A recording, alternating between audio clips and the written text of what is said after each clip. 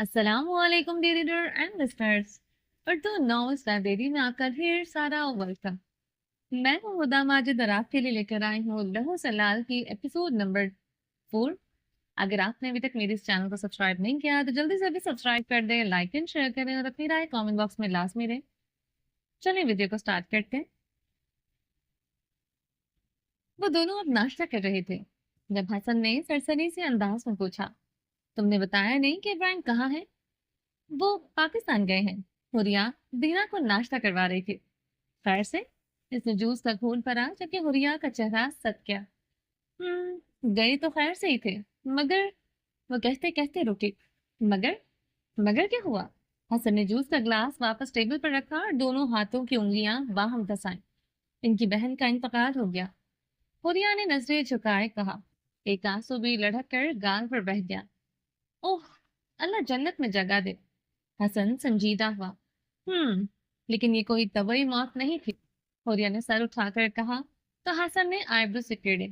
یہ rape case ہے، کہتے ہوریا کی آنکھیں سرخ ہو گئی۔ واٹ؟ حسن کی آنکھیں پھیل گئی۔ ہوریا نے اس بات میں سر ہلایا۔ لیکن کس نے کیا یہ سب؟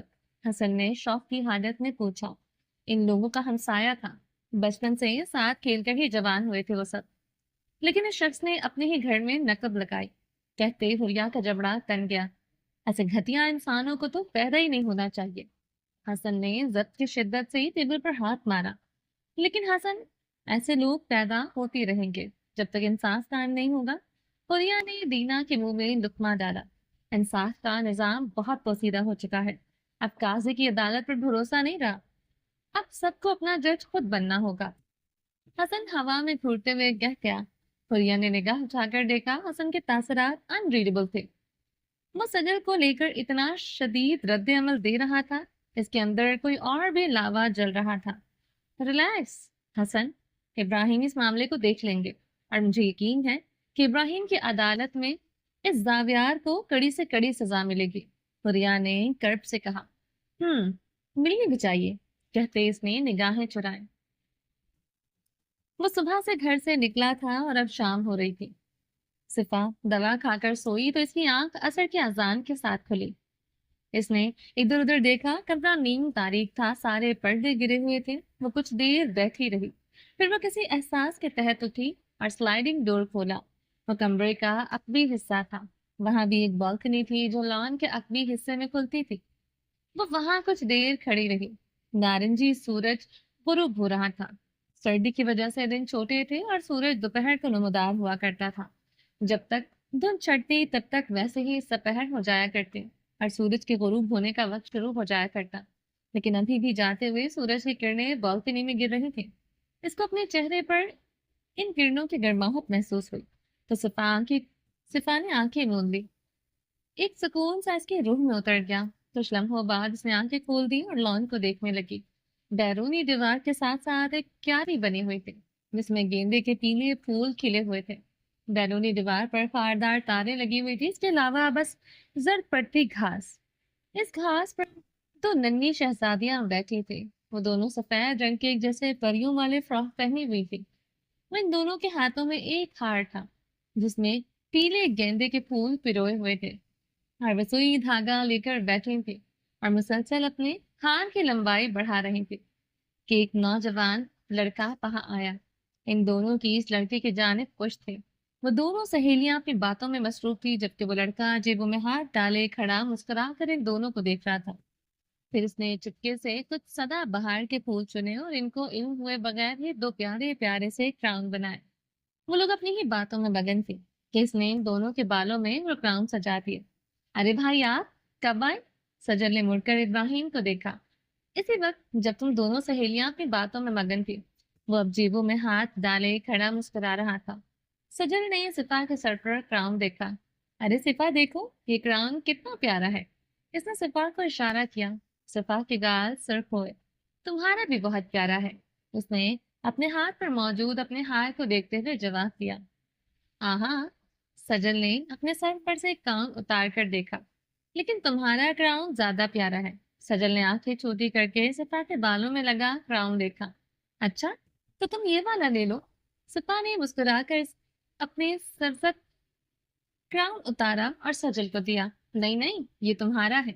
सजल ने मुस्कुराकर क्राउन दोबारा सिफा के सर पर टिका दिया। इब्राहिम आईब्रो उठाए इन दोनों को देख रहा था। कम ऑन लेडीज, आप दोनों मुझे भूल गई हैं। यहाँ आपके सामने नौजवान खूबरू भी खड़ा है। वो आप दोनों के एक अदद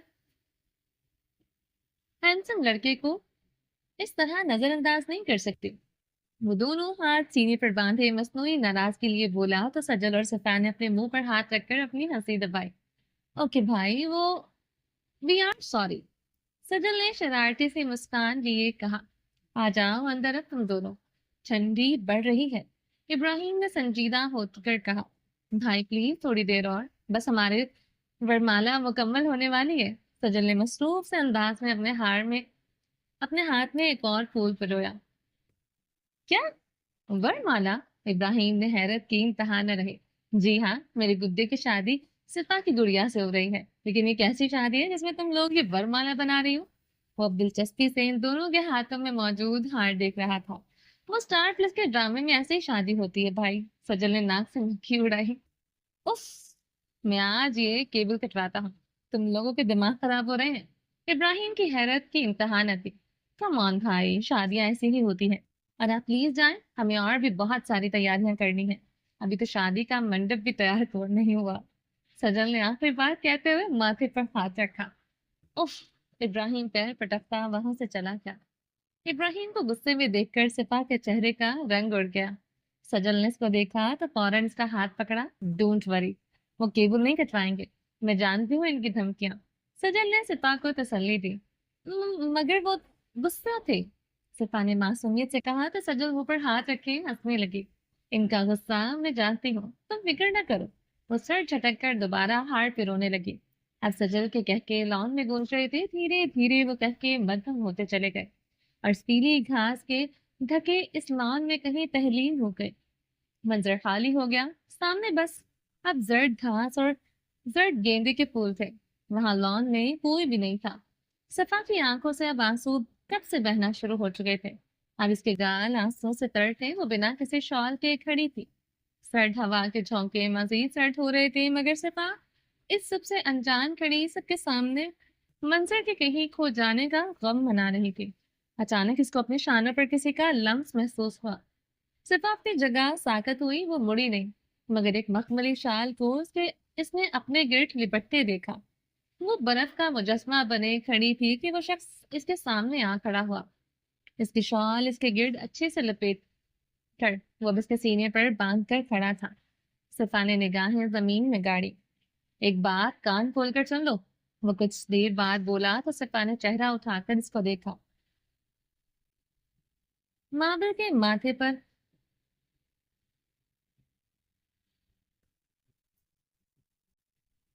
माविल के माथे पर नागवारी से उभरती हुई शिकने थी। उसकी आंखों में अजीब कराहट थी।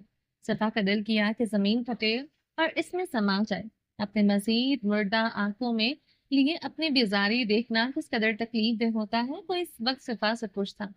मैं तुम्हें हॉस्पिटल लेकर नहीं जाने वाला। वो स्वर्ट से लहजे में बोला तो सफा दोबारा नजर झुका दे। मुझे पोस्ट होती है अस्पताल से, इसलिए ये भूल जाओ कि तुम अगर जानबूझकर बीमार पड़ोगी तो मैं तुम्हें अस्पताल लेकर जाऊंगा। और एक बात, वो कहते कहते रुका। इसने झुककर सिफा के गालों पर चमकते मोती देखे। मैं तुम पर किसी किस्म का रहम नहीं खा रहा। तुम मेरे लिए काबिल रहम नहीं हो। तुम मेरे लिए बस जावियार कुरैशी की बहन हो, जिसको मैं तब तक इस्तेमाल करूंगा जब तक मैं जावियार कुरैशी की कब्र बंद नहीं कर देता। इसने एक लम्हे के लिए रुक कर सिफा के तासरात जांचने की कोशिश की। वहां कुछ भी नहीं था। इसलिए तब तक तुम्हें जिंदा रहना होगा। तुम हजार कोशिश कर लो मरने की, मगर इब्राहिम गोरसी तुम्हें मरने नहीं देगा। सिफा खामोश खड़ी रही बिना किसी तासर के। लड़की, क्या तुम समझ रही हो? इसने अब की बार सिफा को कंधों से पकड़कर झंझोड़ा। वो तो लरज कर रह गई। इसलिए बेकार की कोशिशें बंद कर दो। जब मुझे लगेगा कि तुम्हारी जरूरत खत्म हो गई है, तब मैं तुम्हें आजाद कर दूंगा। वो अल्फाज सिपा को अपने कानों में गूंजते हुए महसूस हुए। इसको अपना वजूद हवा में मौलक महसूस हुआ। इसके बाद फिर चाहे सर्दी से मर जाना या बुखार से या मीरी बला से, कहते इसने झटके से इसको छोड़ा। सिपा लड़खड़ाई। वो रेलिंग के साथ जाकर टकराई। इससे पहले कि वो वहां से लड़खड़ा कर नीचे जा गिरती, इब्राहिम ने इसका हाथ मजबूती से थाम लिया। सिपा ने एक हिचकी ली। वो फटी फटी आंखों से गर्दन मोड़ कर नीचे देख रही थी। वो अभी मर जाती, अभी इसकी सबसे बड़ी ख्वाहिश पूरी हो जाती। मगर इसका खौफ इसने सिपा की आंखों की पुतलियां सख्त कर डाली। वो यहाँ से गिरकर मरने के बारे में तो सोचना भी मत। वो इससे 2 कदम के फासले पर था। सिपा का हाथ इसकी मजबूत गिरफ्त में था और इसी के सहारे खड़ी थी। अगर वो इसका हाथ छोड़ देता तो वो नीचे गिर जाती। फिर इब्राहिम ने झटका देकर इसका हाथ खींचा तो वो इसके सीने से जा लगे। इब्राहिम एक पल के लिए साकत रह गया। इसकी मुंतशिर होती धड़कनें इसको अपने कानों में सुनाई देती थी। एक काबिल नफरत वजूद की कुर्बत में तो उसके दिल दिल इस तरह नहीं धड़का था। इससे पहले कि वो कुछ देर कुछ प्रोसेस कर पाता, इसको वजूद लड़कता हुआ महसूस हुआ। इसने जल्दी से इस नाजुक वजूद को थाम लिया और एक बार फिर से इसकी बाहों में लुढ़क गई थी। सिफा, सिफा, वो इसका गाल थपथपा रहा था। अब इब्राहिम के चेहरे के तासुरात मुख्तलिफ थे। जहां कुछ देर पहले बेजारी थी, अब वहां परेशानी थी, फिक्र थी। इसको उठाए वापस कमरे में आया, इसको बेड पर लिटाकर लिहाफ दुरुस्त किया। वो अब एक फोन कॉल कर रहा था। अस्सलाम वालेकुम। वो दरअसल एक इमरजेंसी है, प्लीज एक डॉक्टर को गुरसी हाउस भेज दें जल्दी। इसने कुछ हिदायत देकर फोन बंद कर दिया। इसने पानी का ग्लास उठाया और उसके सिरहाने बैठा। पानी ठंडा था। इब्राहिम के दिल को कुछ हुआ, मगर फिर इसने जब्त करके कुछ छींटे सिफा के चेहरे पर मारे, मगर वो साकित रहे। कम ऑन, मैं तुम्हें यहाँ किस मकसद के लिए लाया था? तुम मुझसे क्या करवा रही हो? वो जबड़े भींचे बड़बड़ाया। सफा, आंखें खोल दो, वरना मुझसे बुरा कोई नहीं होगा। वो दबे दबे गुस्से में इसको तंबी कर रहा था। सिफा के लब खुले। "आ- आप धमकी दे रहे हैं?"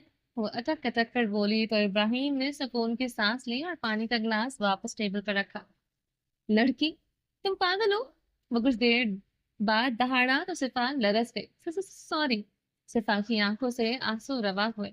आइंदा अगर तुम मुझे इस तरह ठंड में खड़ी नजर आई तो यकीन मानो सिफा, मुझसे बुरा कोई नहीं होगा। इसकी शरबती आंखों में शोले जल उठे थे। आपसे बुरा कोई है भी नहीं। मुंह फुलाए उठकर बैकग्राउंड से टेक लगा के, ओह रियली? वो उठ खड़ा हुआ। हम्म।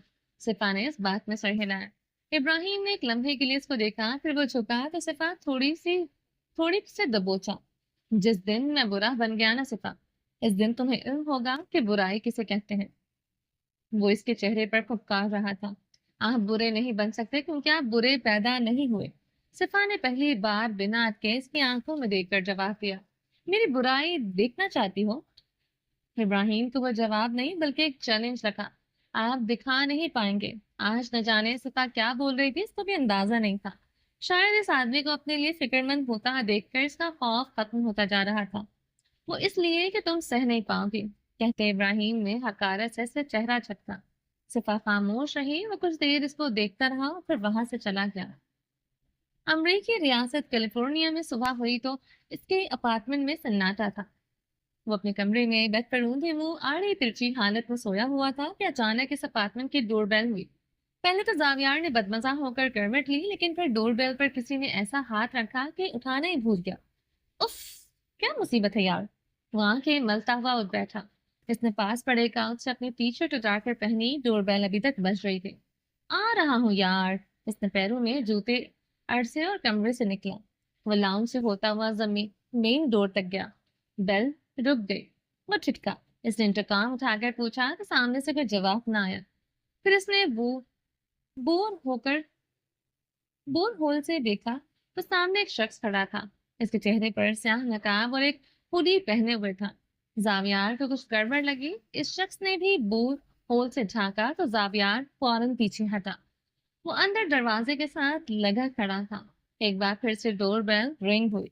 जावियार खामोश रहा। कुछ देर बाद फिर से खामोशी छा गई।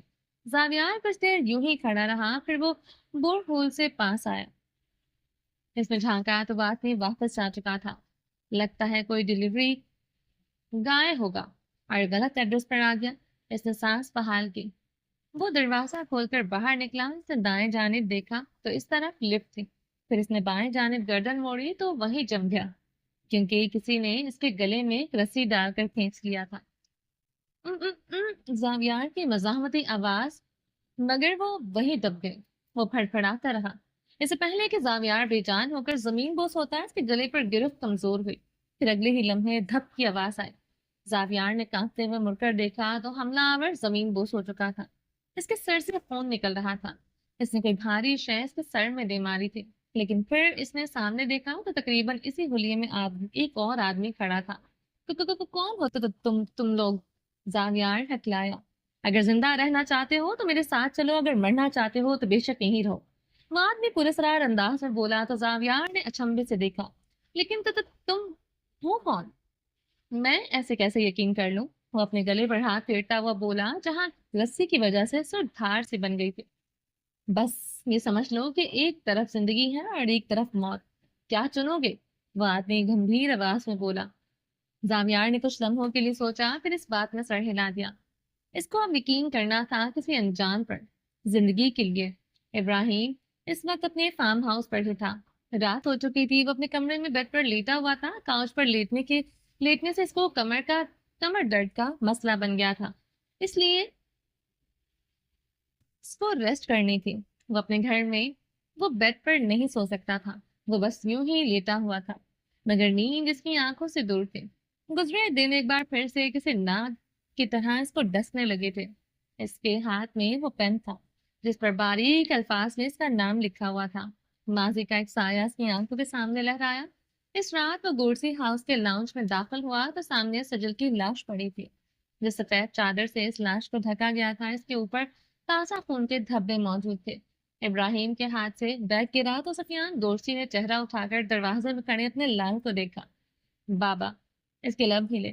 اس کو لگا وہ کسی غلط گھر میں آ گیا ہے، مگر اس کی ماں نے جب اس کو دیکھا تو ان کی چیخ و پکار آسمان کی بلندیوں کو چھونے لگی۔ ابراہیم!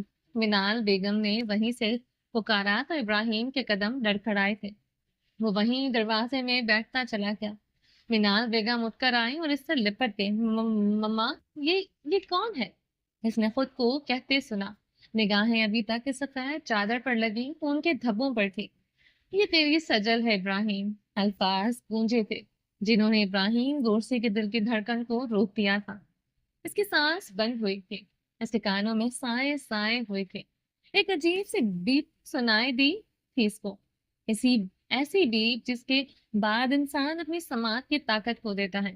ابراہیم کو لگا کہ وہ بہرا ہو چکا ہے، اس کو کچھ سنائی نہیں دے رہا تھا، نہ ماں کی چیخ و پکار اور نہ باپ کی سسکیاں۔ ابراہیم کے لیے وہ لمحہ موت تھا یا موت سے بھی بدتر، کیونکہ اپنی موت کو کھلی آنکھوں سے دیکھنا موت سے بھی ہولناک ہوتا ہے۔ وہ سکتے کسی حالت میں تھا۔ ابراہیم منال بیگم نے اس کو جھنجھوڑا۔ وہ مسلسل اس کو جھنجھوڑ رہی تھی، مگر نہ تو وہ اس کو کچھ دکھائی دے رہا تھا اور نہ ہی سنائی۔ وہ نہ جانے کتنی دیر اسی کیفیت میں بیٹھا رہا۔ اس نے اٹھ کر نہ سجل کے چہرے سے کپڑا ہٹایا اور نہ ہی اپنے باپ کو گلے لگایا۔ وہ بس بیٹھا رہا۔ وہ زمین پر نہیں بیٹھا تھا، وہ کہیں ہوا میں معلق تھا۔ کچھ ساعتیں گزریں، وہ اٹھ کھڑا ہوا۔ ایک بھی آنسو ابھی تک اس کی آنکھوں سے جاری نہ ہوا تھا۔ کس نے کیا ہے یہ؟ وہ دہاڑا۔ وہ اور وہ دہاڑ ان سب کی چیخوں پکار کر گلا گھونٹ گئی تھی۔ سب نے نگاہ اٹھا کر ابراہیم گورسے کی آنکھیں دیکھی تھی۔ زاویہ، سفیان گورسے کی بکھری سی آواز گونجی تھی۔ ابراہیم انہیں قدموں پر پلٹ گیا۔ اس نے گیٹ پر گارڈ سے گن چھینی اور اپنی گاڑی میں سوار ہوا۔ سب سے پہلے وہ فارم ہاؤس پہنچا۔ اس نے گارڈ کو اچھا خاصا جھنجھوڑا۔ تب انہوں نے بتایا کہ سفیان گورسی اس کو باہر بھیج دیا ہے۔ وہ پلٹنے لگا، اس کی نظر زاویار کی گاڑی پر گئی۔ اس نے وہیں سے ایک ڈنڈا اٹھایا اور اس کے شیشے توڑ ڈالے۔ اس کی نظر سیٹ پر پڑے بیگ پر گئی۔ یہ بیگ ابراہیم اس کے لیے مصر سے لے کر آیا تھا۔ اس نے بیگ اٹھایا اور وہاں سے نکل گیا۔ پھر وہ وہاں سے سیدھا قریشی ہاؤس گیا۔ صفا کو وہاں سے گھسیٹتا ہوا لے آیا اور سیدھا اپنے فارم ہاؤس پہنچا اور اس کے لیے اسی کمرے میں آیا جہاں اس وقت وہ موجود تھا۔ اسے لا کر بیڈ پر پٹکا۔ مجھے جانے دے۔ صفا کی آہو بکا اس وقت ابراہیم کو اپنے کمرے میں گونجتی ہوئی محسوس ہوئی تھی۔ اسی بیڈ پر وہ بیٹھی تھی، اس کے سامنے ہاتھ جوڑے، مگر وہاں سے نکل گیا تھا۔ پین دیکھتے دیکھتے وہ کہیں کھو گیا تھا۔ اس کو ہوش دلایا ایک فون کال نے۔ ابراہیم وہ فون کال اٹھائی۔ ہاں بولو۔ وہ سیدھا ہو کر بیٹھا۔ سر میں اس تک پہنچ گیا تھا، مقابل کی آواز سے معلوم ہوتا تھا کہ وہ درد سے کراہ رہا ہے۔ کیا ہوا ہے سفیر؟ ابراہیم کو کچھ غلط لگا۔ سر وہ لگا رکھی ہے سفیر۔ وہ دہاڑا تو سفیر کے ہاتھ سے موبائل گر گیا۔ بولو! دوبارہ ابراہیم کی آواز پہنچی۔ سر میں نے اس کو بس پکڑ ہی لیا تھا مگر وہاں عین موقع پر کوئی آ گیا۔ اس نے پیچھے سے میرے سر پر وار کیا۔ اور اور سفیر کیا؟ ابراہیم نے دانت کھینچے اور جب مجھے ہوش آیا تو اپارٹمنٹ خالی تھا۔ سفیر نے ایک آخری سانس لے کر کہا، کیا بکواس کر رہے ہو تم؟ ابراہیم کے دہاڑ سے پورا فارم ہاؤس لرز گیا تھا۔ سر میں سچ کہہ رہا ہوں، مجھے وہ آدمی چاہیے کسی بھی قیمت پر، سمجھے تم؟ وہ دہاڑ کے ساتھ اس نے فون بند کیا اور سامنے دیوار پر ڈے مارا۔ وہ اب کھڑا اپنے چہرے پر ہاتھ پھی رہا تھا۔ تم جو کوئی بھی ہو، تم نے ابراہیم گورسی کے راستے میں آ کر اپنی موت کو دعوت دی ہے۔ وہ غرایا۔ تم کھیلنا چاہتے ہو نا؟ تو ٹھیک ہے، ہم کھیلیں گے، مگر جب تمہاری گردن میرے ہاتھ میں ہوگی نا، میں تمہیں بتاؤں گا کہ گردن مروڑی کیسے جاتی ہے۔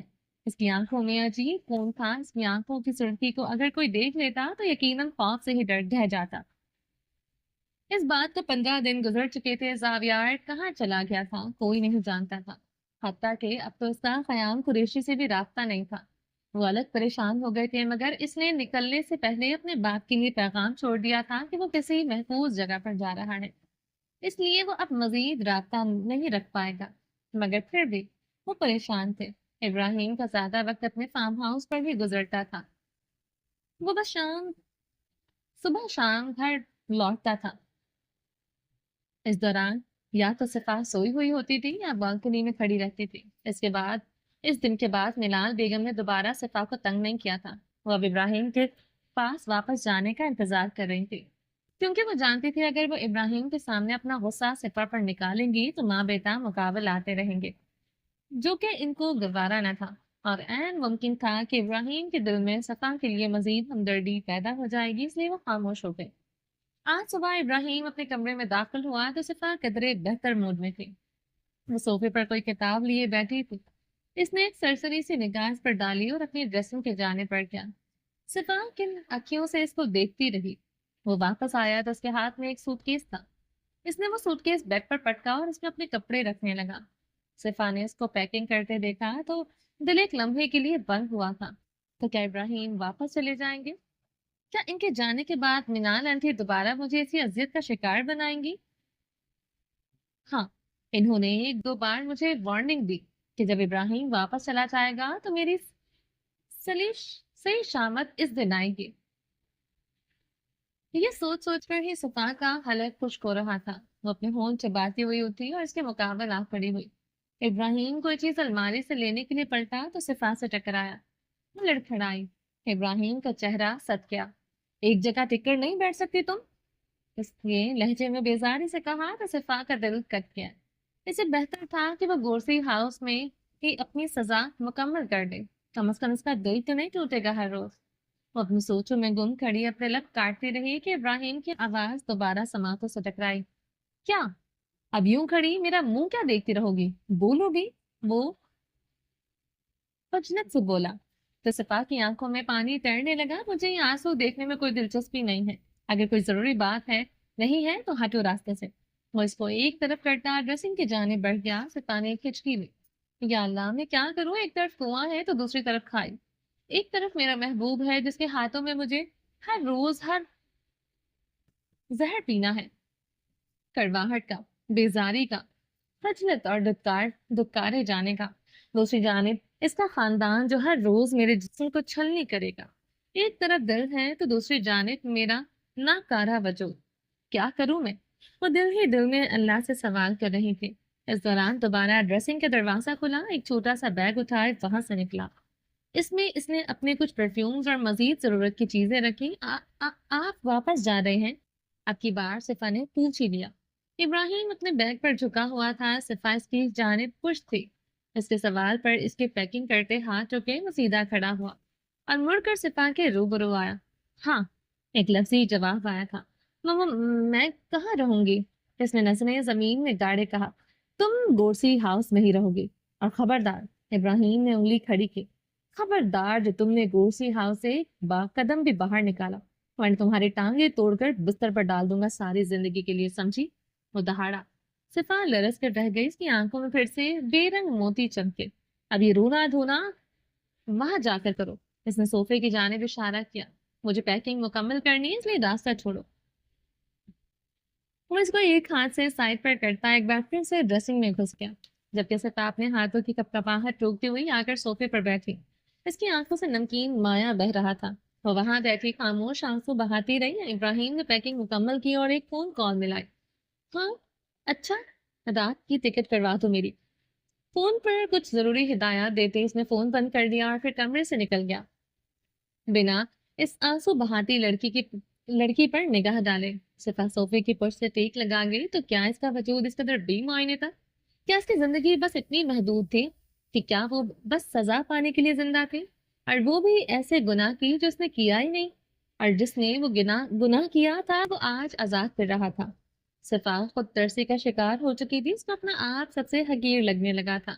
اس کو لگا کہ اسے پیدا ہی نہیں ہونا چاہیے تھا۔ وہ تو بس ایک بوجھ تھی جس کو سر سے اتار کر پھینک دیا گیا تھا، اور جس نے اس بوجھ کو قبول کیا وہ بھی جلد از جلد اس کو اپنے کندھوں سے اتار کر پھینکنا چاہتا تھا۔ اس کو اپنا آپ ایک اندھیرے کمرے میں قید محسوس ہوتا تھا، جہاں سے کوئی امید، کوئی روشنی، کوئی نور نظر نہیں آتا تھا، جہاں بس قید تھی اور بس تنہائی۔ لیکن اب اگر ابراہیم اس کو چھوڑ کر چلا گیا، اس کا سانس لینا بھی محال ہو جائے گا، اور پھر شروع ہوگی اس کی قید بامشقت کی سزا۔ یہ سوچ سوچ کر ہی صفا کی جان حلق کو آ رہی تھی۔ وہ نیچے لاؤنج میں آیا تو منال بیگم وہیں بیٹھی تھی اور آ کر ان کے پاس بیٹھا۔ کیسی ہے ماما؟ اس نے ایک ہاتھ اپنی ماں کے گرد ڈھال کرتے پوچھا۔ بہتر ہوں، انہوں نے قدرے ٹہرے ہوئے انداز میں کہا۔ ماما، میں آج رات کو واپس جا رہا ہوں، اس نے کچھ دیر بعد کہا تو منال بیگم نے سماجت سے بھرپور نگاہ اس پر ڈالی۔ پلیز ماما، مجھے کچھ وقت چاہیے، میں بھی آپ لوگوں کو تنہا نہیں چھوڑ سکتا، مگر کچھ ایسی چیزیں ہیں جو میری ذات سے بھی زیادہ معنی رکھتی ہیں۔ اس نے اپنی ماں کا ہاتھ لبوں سے لگایا۔ ٹھیک ہے، مگر جلدی واپس آ جانا۔ انہوں نے ایک ٹھنڈی سانس خارج کی۔ آف کورس ماما، میں جلدی لوٹ کر آؤں گا، اور پھر کبھی واپس نہ جانے کے لیے لوٹوں گا، اس نے محبت سے چور لہجے میں جواب دیا۔ انہوں نے اس بات میں سر ہلایا۔ ماما، اس نے کچھ دیر بعد ان کو مخاطب کیا۔ ہاں بولو۔ انہوں نے رخ موڑ کر ابراہیم کا چہرہ دیکھا۔ میں جا رہا ہوں، اور وعدہ کرتا ہوں کہ زاویار کو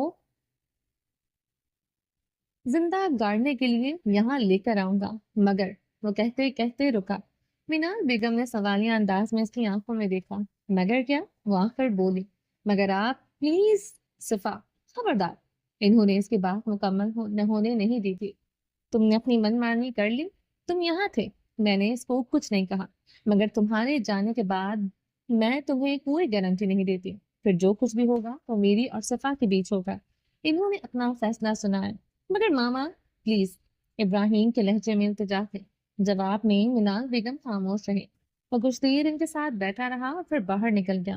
شام ہو رہی تھی۔ مالی لان میں پودوں کی تراش خراش کر رہا تھا، اور کچھ گملوں میں سے نئے پودے کی پنیری نکال نکال کر لگا رہا تھا۔ وہ کچھ موسمی پھول تھے۔ یاقوت اور مرجان اس وقت لان میں فٹ بال کے ساتھ کھیل رہے تھے۔ مرجان نے فٹ بال کو کک ماری تو وہ جا کر مالی کو لگی۔ مرجان، یہ کیا کیا تم نے؟ یاقوت نے اس کو ڈانٹا۔ اٹس اوکے برو، زیادہ زور سے نہیں لگی ہوگی، اس نے ڈھٹائی سے کندھے اچکائے۔ بڑی بات ہے مرجان؟ بری بات مرجان، وہ ہمارے مالی ہیں، ان کو لگی ہوگی۔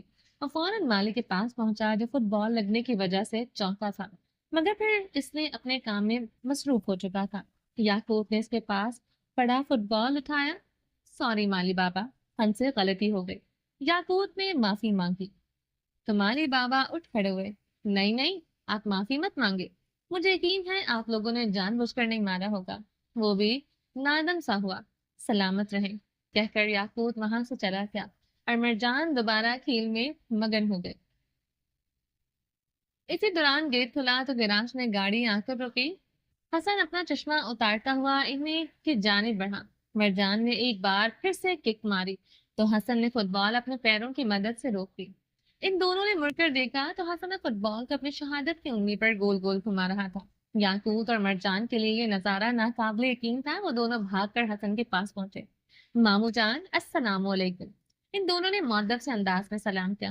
وعلیکم السلام۔ وہ مسلسل اپنی انگلی پر فٹ بال گھما رہا تھا۔ مامو جان، کیا آپ یہ ٹرک ہمیں بھی سکھا سکتے ہیں؟ مرجان نے للچائی نظروں سے دیکھا۔ نہیں، حسن نے مغرور انداز میں جواب دیا۔ لیکن کیوں؟ اس بار یاقوت بولا۔ کیونکہ یہ کوئی ٹرک نہیں ہے، یہ بس بیلنس کا گیم ہے۔ کہتے اس نے اپنی فٹ بال اپنے ہاتھ میں پکڑے۔ تو پھر ہمیں سکھا دینا یہ بیلنس گیم۔ مرجان اور یاقوت یک زبان ہوئے۔ وہ دونوں جڑواں تھے، اس لیے اکثر وہ ایک ہی وقت پر ایک ہی بات کہہ دیا کرتے تھے۔ ان کی شکل و صورت اور عادات ایک دوسرے سے بہت مختلف تھی، مگر پھر بھی ان میں جڑواں والا کوئی نہ کوئی انداز موجود تھا۔ یاقوت طبیعت کا نرم اور دوسروں کا بے حد احساس کرنے والا۔ اس کا دل کسی چڑیا کی طرح نرم تھا۔ وہ بہت حساس طبیعت کا مالک تھا، جبکہ مرجان اس کے بالکل برعکس تھا۔ اس کا دل بہت سخت تھا۔ وہ سامنے والے کو نقصان پہنچا کر ذرا بھی شرمندہ نہیں ہوا کرتا تھا۔ اس کے پاس ہر چیز کی جسٹیفیکیشن ہوا کرتی تھی۔ وہ اپنی غلطیوں کو اس طرح جسٹیفائی کرتا تھا کہ سامنے والا خود کو قصوروار سمجھنے لگ جاتا تھا۔ دوسرے لفظوں میں وہ ایک مینوپولیٹ طبیعت کا انسان تھا۔ وہ دوسروں کو اپنے الفاظ میں جال میں پھنسانے کا ہنر جانتا تھا۔ یہ بیلنس گیم سکھایا نہیں جاتا بلکہ کنٹرول کیا جاتا ہے۔ حسن نے جھک کر ان دونوں سے کہا، اس کا کنٹرول روم کہاں ہے؟ مرجان کو دلچسپی ہوئی۔ یہاں، کہتے حسن نے مرجان سے سر پر ہاتھ رکھا۔ یہ جو دماغ ہے نا، یہی سب کچھ کنٹرول کرتا ہے مرجان، حسن نے اس کی آنکھوں میں آنکھیں ڈال کر کہا تو مرجان نے اس بات میں سر ہلایا۔ وہ کچھ دیر یوں ہی حسن کی آنکھوں میں دیکھتا رہا، جیسے کہ حسن اس کو کنٹرول کر رہا۔ وہ اپنے گرد گرد نواں ایک ایسے لمحے کے لیے بے خبر ہو چکا تھا۔ یعقوب کھڑا دیکھ رہا تھا، وہ کبھی حسن کو دیکھتا تو کبھی مرجان کو۔ مرجان پلکیں تک نہیں جھپکا رہا تھا، وہ ہپنوٹائز ہو چکا تھا۔ کیا ہو رہا ہے یہاں بوائز؟ ایک نسوانی آواز نے سحر کو توڑا تو وہ تینوں متوجہ ہوئے۔ ہوریا چلتے ہوئے ان تینوں کے پاس آئی۔ اس وقت مرجان اور یعقوب دونوں اپنی ماں کی جانب دیکھ رہے تھے، جبکہ حسن ایک بار پھر سے سینہ ہو کر فٹ بال کو اپنی انگلی پر گھما رہا تھا۔ رحمان گرداوی کے آفس میں اس وقت کچھ لوگ موجود تھے۔ وہ لوگ غیر ملکی معلوم ہوتے تھے۔ یہ کوئی آفیشل میٹنگ نہیں تھی، بلکہ یہ ایک غیر رسمی میٹنگ تھی جو کہ رحمان گرداوی کے مینشن میں ہی رکھی گئی تھی۔ وہ تین لوگ تھے جب رحمان گرداوی کے ساتھ اس کا پی اے موجود تھا۔ رحمان گرداوی اپنے سربراہی نشست پر براجمان تھے، جبکہ وہ تینوں سامنے بیٹھے تھے۔ ان میں سے ایک نے ایک فائل سامنے رحمان گرداوی نے فائل کھولی۔ اس کا پہلا صفحہ پڑھنے کے بعد ہی اس نے فائل بند کر دی اور کرسی کی پشت سے ٹیک لگا لیا۔ کیا ہوا گرداوی صاحب؟ ایک آدمی بولا۔ مسٹر جوزف، آپ ہمارا موقف جانتے ہیں، اس کے باوجود آپ اس طرح ایک پرائیویٹ میٹنگ میں مجھ سے کیا ڈسکس کرنے آئے ہیں؟ رحمان گرداوی کے چہرے پر ناگواری تھی۔ ہم سب جانتے ہیں وہ موقف ایک صدر کا ہے، مگر اس پرائیویٹ میٹنگ میں ہم رحمان گرداوی کا موقف لینے آئے ہیں۔ اب کی بار درمیان میں بیٹھا آدمی بولا تو رحمان گرداوی نے آئیبرو اٹھا کر اس کو دیکھا۔ اور آپ کو کیوں لگتا ہے کہ میرے اور صدر کے موقف میں کوئی فرق ہوگا؟ رحمان گرداوی نے ذرا سا جھک کر پوچھا۔ کیونکہ ہم جانتے ہیں کہ رحمان گرداوی ایک صدر ہونے کے ساتھ ساتھ ایک کامیاب بزنس مین بھی ہے، اور بزنس مین اپنے نفع نقصان کو کبھی بھی ملک کو قوم کی وجہ سے پس پشت نہیں ڈالتا۔ اب کی بار جوزف بولا تھا، مجھے پرواہ نہیں، میں بے شک اپنے بزنس کو لے کر ذرا حساس ہوں، مگر یہ ایک شفاف موقف ہے۔ ہم اسرائیل کے ساتھ کوئی معاہدہ نہیں کرنے والے۔ انہوں نے فیصلہ کن انداز میں جواب دیا۔ لیکن کیا آپ کو نہیں لگتا کہ ہمیں دوست بن کر رہنا چاہیے؟ آخر کب تک یہ جنگ کھیلتے رہیں گے؟ جوزف نے ذرا احتیاط سے کہا۔ رحمان گرداوی نے دونوں ہاتھ میز پر رکھے اور اپنے دونوں ہاتھوں کی انگلیاں باہم دھسائیں۔ مجھے لگتا ہے کہ مومن اور کافر بھی کبھی دوست نہیں ہو سکتے۔ انہوں نے جوزف کی آنکھوں میں دیکھ کر جواب دیا۔ جوزف نے مسکراہٹ ضبط کی۔ اور آپ کو کیوں لگتا ہے کہ آپ مومن ہیں؟ وہ دبی مسکراہٹ لیے رحمان گرداوی کو تیش دلا دیا۔ یو کین لیو ناؤ، آنکھوں نے تنے جبڑوں سے کہا تو دوبارہ کرسی کی پشت سے ٹیک لگا گئے۔ وہ تینوں اٹھ کھڑے ہوئے، لیکن جاتے جاتے انہوں نے ایک اور فائل گرداوی کی ٹیبل پر رکھی۔ کوئی فیصلہ لینے سے پہلے یہ فائل دیکھ لیجیے گا، آپ کے فائدے کی بات ہے۔ جوزف نے جھک کر فائل گرداوی کے سامنے دھکیلی اور معنی خیز نگاہ اس پر ڈالتا وہاں سے نکل گیا۔ رحمان گرداوی نے وہ دونوں فائلیں حقارت سے پرے دھکیل دی۔ صفا اس وقت اپنے کمرے میں تھی، وہ صوفے پر بیٹھی تھی۔ وہ اسی طرح جس جگہ بیٹھتی گھنٹوں گھنٹوں وہیں بیٹھی رہا کرتی۔ وہ صفا اس وقت اپنے کمرے میں ہی تھی، وہ صوفے پر بیٹھی تھی۔ وہ اسی طرح جس جگہ بیٹھتی گھنٹوں گھنٹوں وہیں بیٹھی رہا کرتی تھی۔ وہ اپنی جگہ بھی نہیں بدلتی تھی، بس وہی بیٹھی ہوا میں پھولتی رہتی۔ آج بھی صبح سے وہ اسی حالت میں بیٹھی ہوا میں کسی غیر مرئی نقطے کو گھورے جا رہی تھی۔ دروازے کے ساتھ والی دیوار کے ساتھ ایک سوٹ کیس پڑا تھا جو بتا رہا تھا کچھ گھنٹوں بعد یہ کمرہ خالی ہو جائے گا۔ پھر آگے کیا ہوگا کوئی نہیں جانتا تھا۔ وہ کب واپس آئے گا کسی کو معلوم نہیں تھا۔ کیونکہ پہلے وہ سجل کی وجہ سے لوٹ کر آیا تھا 1 سال بعد، مگر اب وہ جائے گا تو نہ جانے کب لوٹ کر آئے گا بھی یا نہیں۔ یہی وہ سوچے تھی جو صبح سے صفا کے دل کو اور دماغ کو گھیرے میں لیے ہوئی تھی۔ اس کے جانے کے بعد کیا ہوگا، یہ صفا سوچ نہیں پا رہی تھی، کیونکہ اس کو بس اندھیرا نظر آ رہا تھا۔ اس کی اگلی زندگی اس کو تاریخ میں ڈوبتی ہوئی محسوس ہو رہی تھی، ایک نہ ختم ہونے والی تاریخ۔ اس گاڑی اس کی گاڑی گورسی ہاؤس میں داخل ہوئی تو وہاں اس نے ایک اور گاڑی کو پارک ہوئے دیکھا۔ وہ ان گاڑیوں کو پہچانتا تھا۔ ابراہیم کے آسات تن گئے، وہ تن فن کرتا گاڑی سے نکلا اور لیونگ روم کی جانب بڑھا اور دروازے پر ہی رک گیا۔ کچھ آوازیں اس کے سماعتوں سے ٹکرائی۔ سفیان، ہم صفا سے ایک بار ملنا چاہتے ہیں، ایک بزرگ کی آواز تھی۔ شاہ صاحب، ابراہیم کو آپ جانتے ہیں، وہ کبھی بھی صفا کو آپ لوگوں سے ملنے نہیں دیکھا۔ سفیان گورچی بے بس سے دکھائی دی، لیکن اس کی ماں، وہ بہت تڑپ رہی ہے سفیان، ایک بار، بس ایک بار اس کی ماں کو مل لینے دو، بزرگ نے التجا کی۔ شاہ صاحب، پچھلی بار ابراہیم نے بہت تماشا کیا تھا اور میں نہیں چاہتا کہ وہ غصے میں اس بچی کو کوئی نقصان پہنچائے۔ سفیان گورسی نے آخری عذر پیش کیا۔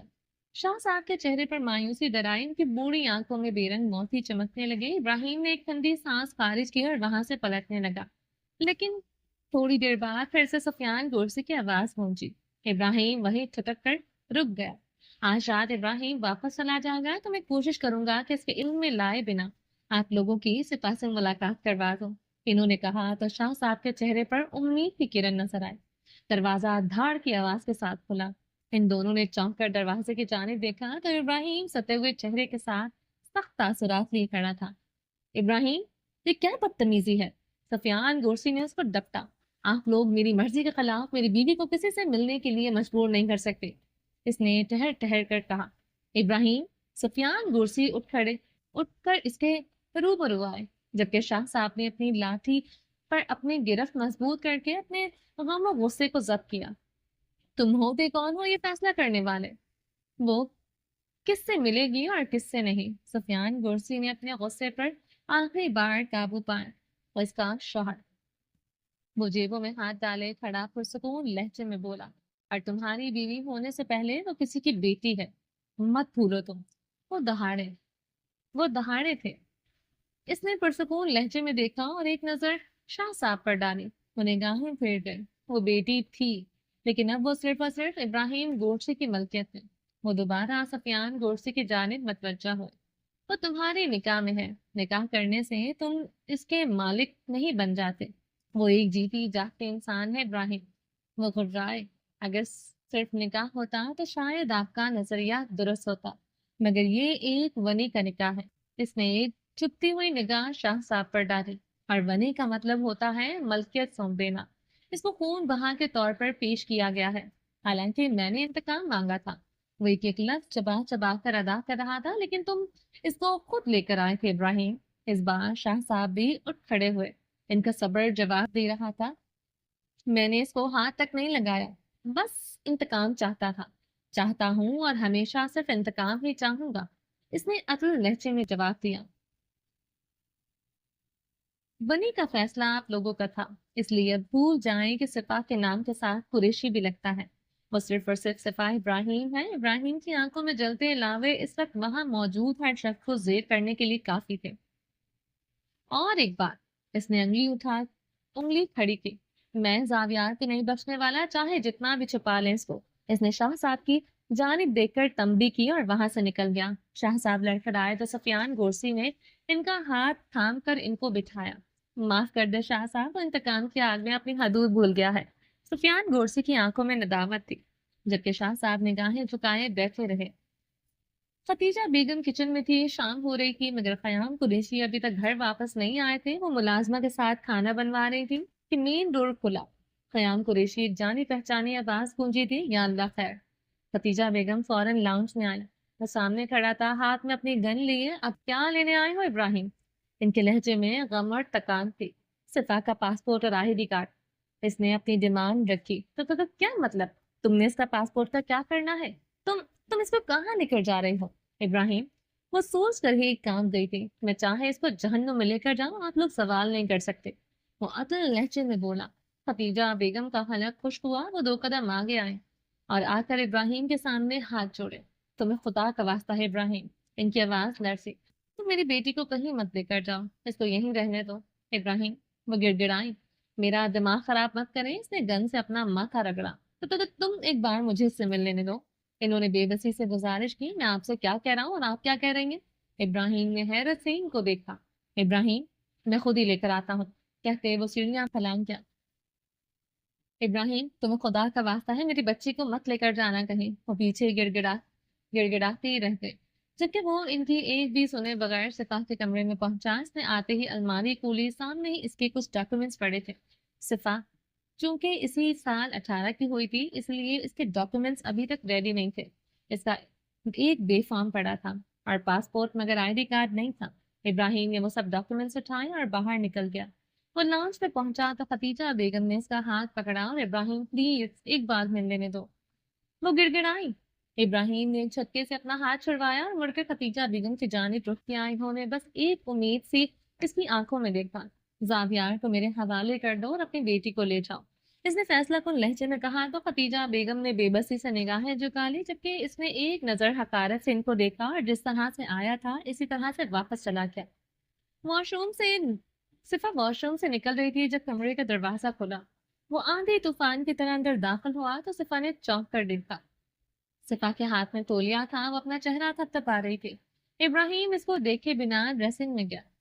صفا بے دلی سے آ کر بیڈ پر بیٹھ گئی، یقیناً وہ تیار ہونے لگا۔ وہ بیڈ گراؤنڈ سے ٹیک لگائے بیٹھی اسی سوٹ کیس کو گھورتی رہی۔ میں اپنی سزا کے لیے تیار ہوں، قید بامشقت کے لیے تیار ہوں۔ وہ ایک ہی سمت میں گھورے جا رہے تھے۔ آپ بھی مجھے بس درد ہی دیتے رہیں۔ جو زخم آپ میری روح پر لگاتے ہیں ان سے اچھا ہے کہ میں اپنے بدن کو تھکا لوں۔ اس نے دل کے دل میں فیصلہ کیا۔ منال آنٹی اب چاہے مجھے کانٹوں پر گھسیٹے یا جلتے ہوئے انگاروں پر لٹائے، مجھے سب کچھ منظور ہے۔ صفا نے کرب سے آنکھیں موند لی۔ اور میں آپ کا انتظار نہیں کروں گی، میں بس موت کا انتظار کروں گی، کیونکہ بس ایک موت ہی ہے جو مجھے اس قید سے رہائی دلوا سکتی ہے۔ وہ آنکھیں موندے دل ہی دل میں اپنے عہد دہرا رہے تھے۔ اس نے دل باندھ لیا۔ ڈریسنگ کا دروازہ کھلا تو ایک اور سوٹ کیس اٹھائے وہاں سے نکلا۔ صفا ہنوز آنکھیں موندے ہوئے تھی۔ تیار ہو جاؤ، آدھے گھنٹے تک ہم نکل رہے ہیں۔ الفاظ گونجے تھے۔ صفا ساکت ہو، اس کو لگا اس کو سننے میں غلطی ہوئی ہے یا نہیں۔ اس نے سوچا کہ وہ فون پر کسی سے بات کر رہا ہے۔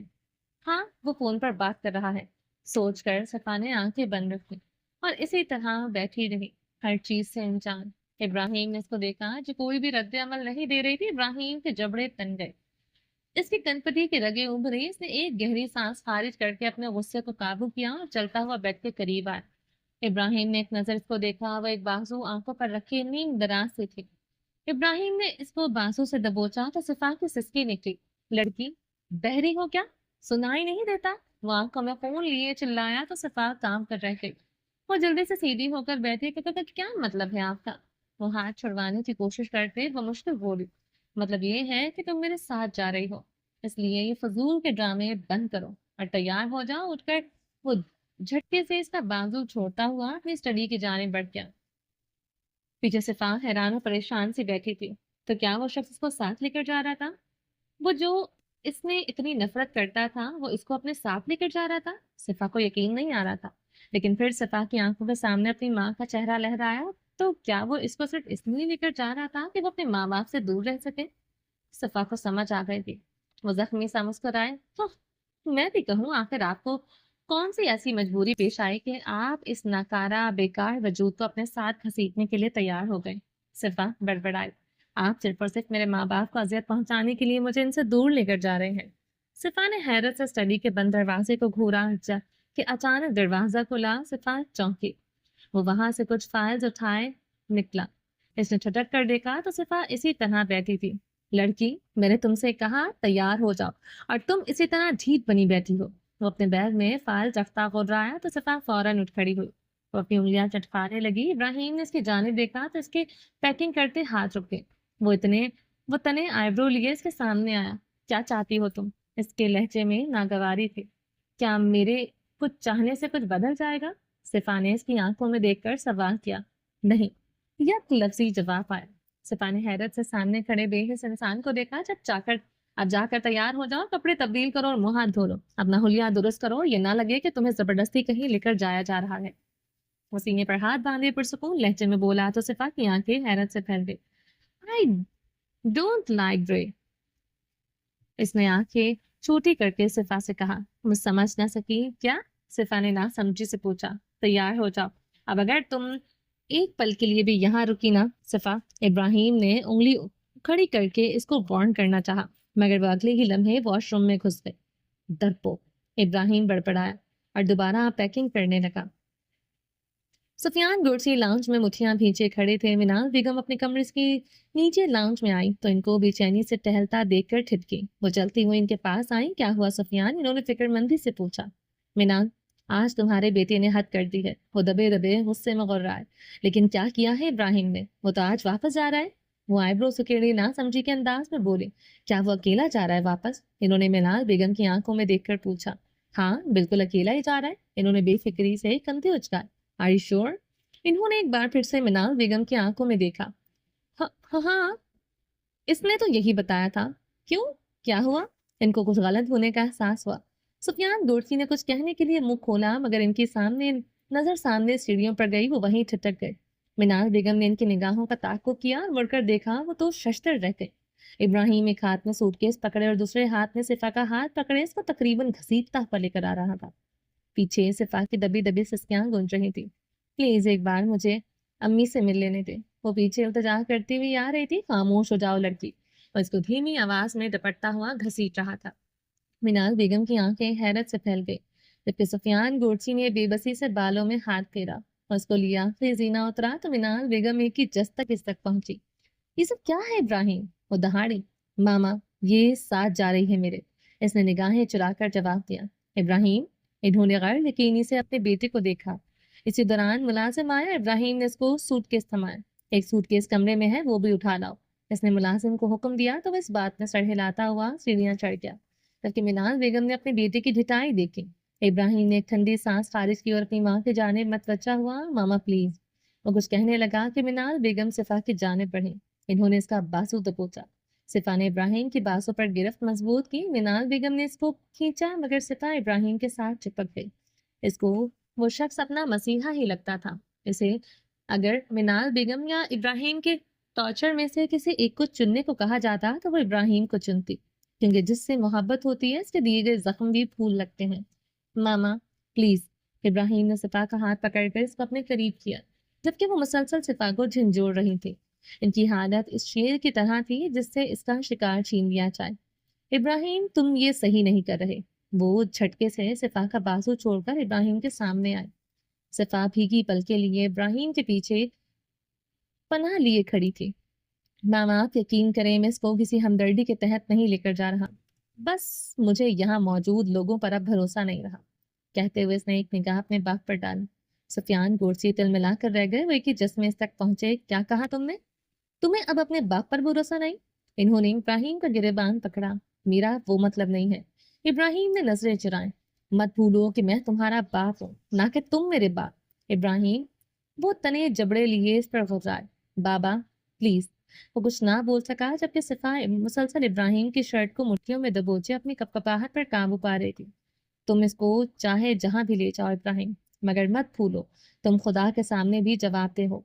इन्होंने झटके से इसका गिरबान छोड़ा। मैं जवाब दे लूंगा बाबा, मगर प्लीज आप लोग मेरे रास्ते में रुकावट मत बने। मैं जानता हूँ कि मैं क्या कर रहा हूँ। इब्राहिम ने निगाहें चुराते हुए जवाब दिया। अगर तुमने इस बच्ची के साथ कुछ ज्यादती की तो मैं तुम्हें कभी माफ नहीं करूंगा इब्राहिम। वो आखिरी बार दहाड़े बेबसी से। आप बेफिक्र हो जाए, मैं इसके खानदान को एक रात भी चैन की नसीब नहीं होने दूंगा। इब्राहिम ने कहत किया था। सुफियान गोरसी इसकी जिताई पर हैरान हुए थे। वो ऐसा तो नहीं था। वो अपने माँ बाप का फर्मा बरदार था। वो अपनी माँ का लाडला था, अपने बाप का गुरूर और अपनी बहन का मान। वो सबका चहीता था। वो आज इस तरह सर्द लहजे में इनको जवाब दे रहा था। वो लोग इसकी तवक्को नहीं कर रहे थे, और इस वक्त वो यकीन नहीं कर पा रहे थे कि सामने इनका ही बेटा है या कोई और खड़ा है। साहब, सामान गाड़ी में रखवा दिया है। मुलाजिम आकर मौद्दब सा खड़ा हुआ। ठीक है, तुम जाओ। इब्राहिम ने जवाब दिया तो वो फौरन बाहर निकल गया। मिनाल बेगम ने एक आखिरी बार कोशिश की सिफा को इब्राहिम से अलग करने की, مگر ابراہیم نے ان کو ہاتھ کے اشارے سے روک دیا، جبکہ سفیان گرزی دانت بھیجتے رہ گئے تھے۔ اللہ حافظ، اپنا خیال رکھیے گا، وہ کہتے زبردستی سے اپنے باپ کے ساتھ بغل گیر ہوا۔ ماما پلیز اپنا اور بابا کا خیال رکھیے گا، کہتے اس نے اپنی ماں کو بھی زبردستی ہی ساتھ لگایا۔ تم اچھا نہیں کر رہے، وہ بڑبڑائیں۔ وہ ایک قہر بڑی نگاہ پیچھے کڑی صفا پر ڈالی۔ آپ بے فکر ہو جائیں، آپ کا بیٹا اپنا انتقام نہیں بھولے گا۔ اس نے اپنی ماں کا سر چوما اور پیچھے ہٹا۔ اس نے مڑ کر دیکھا تو وہ آنکھوں میں آنسو لیے ملتجی نگاہوں سے اس کو دیکھ رہی تھی۔ چلو، وہ اس کا ہاتھ پکڑ کر لے گیا، بنا اس کی کسی بھی التجا کو خاطر میں لائے۔ پیچھے منال بیگم نے حقارت سے صفا کی پشت کو دیکھا۔ قیام قریشی گھر واپس آئے تو خدیجہ بیگم لاؤنج میں ٹہل رہی تھی۔ وہ دروازے میں پہنچے تو ان کے پاس لپکی۔ شاہ صاحب، شاہ صاحب میری بچی، وہ ہلکان ہو رہی تھی۔ کیا ہوا ختیجہ؟ انہوں نے پریشانی سے ان کو شانوں سے تھاما۔ شاہ صاحب، وہ ابراہیم، وہ آیا تھا۔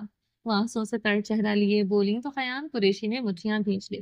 کیا لینے آیا تھا وہ گڑاتے ہوئے، وہ میری صفا کو نہ جانے کہاں لے گیا ہے۔ وہ سر پکڑ کر چلائیں، تم یہاں آؤ۔ انہوں نے ختیجہ بیگم کو صوفے پر بٹھایا اور پانی کا گلاس تھمایا۔ یہ لو پانی پیو۔ ان کی حالت دیکھ کر پریشان ہو گئے تھے۔ انہوں نے ایک گھونٹ پانی کا بھرا اور گلاس واپس پکڑایا۔ اب بتاؤ کیا ہوا ہے؟ انہوں نے گلاس ٹیبل پر رکھا اور نرمی سے پوچھا۔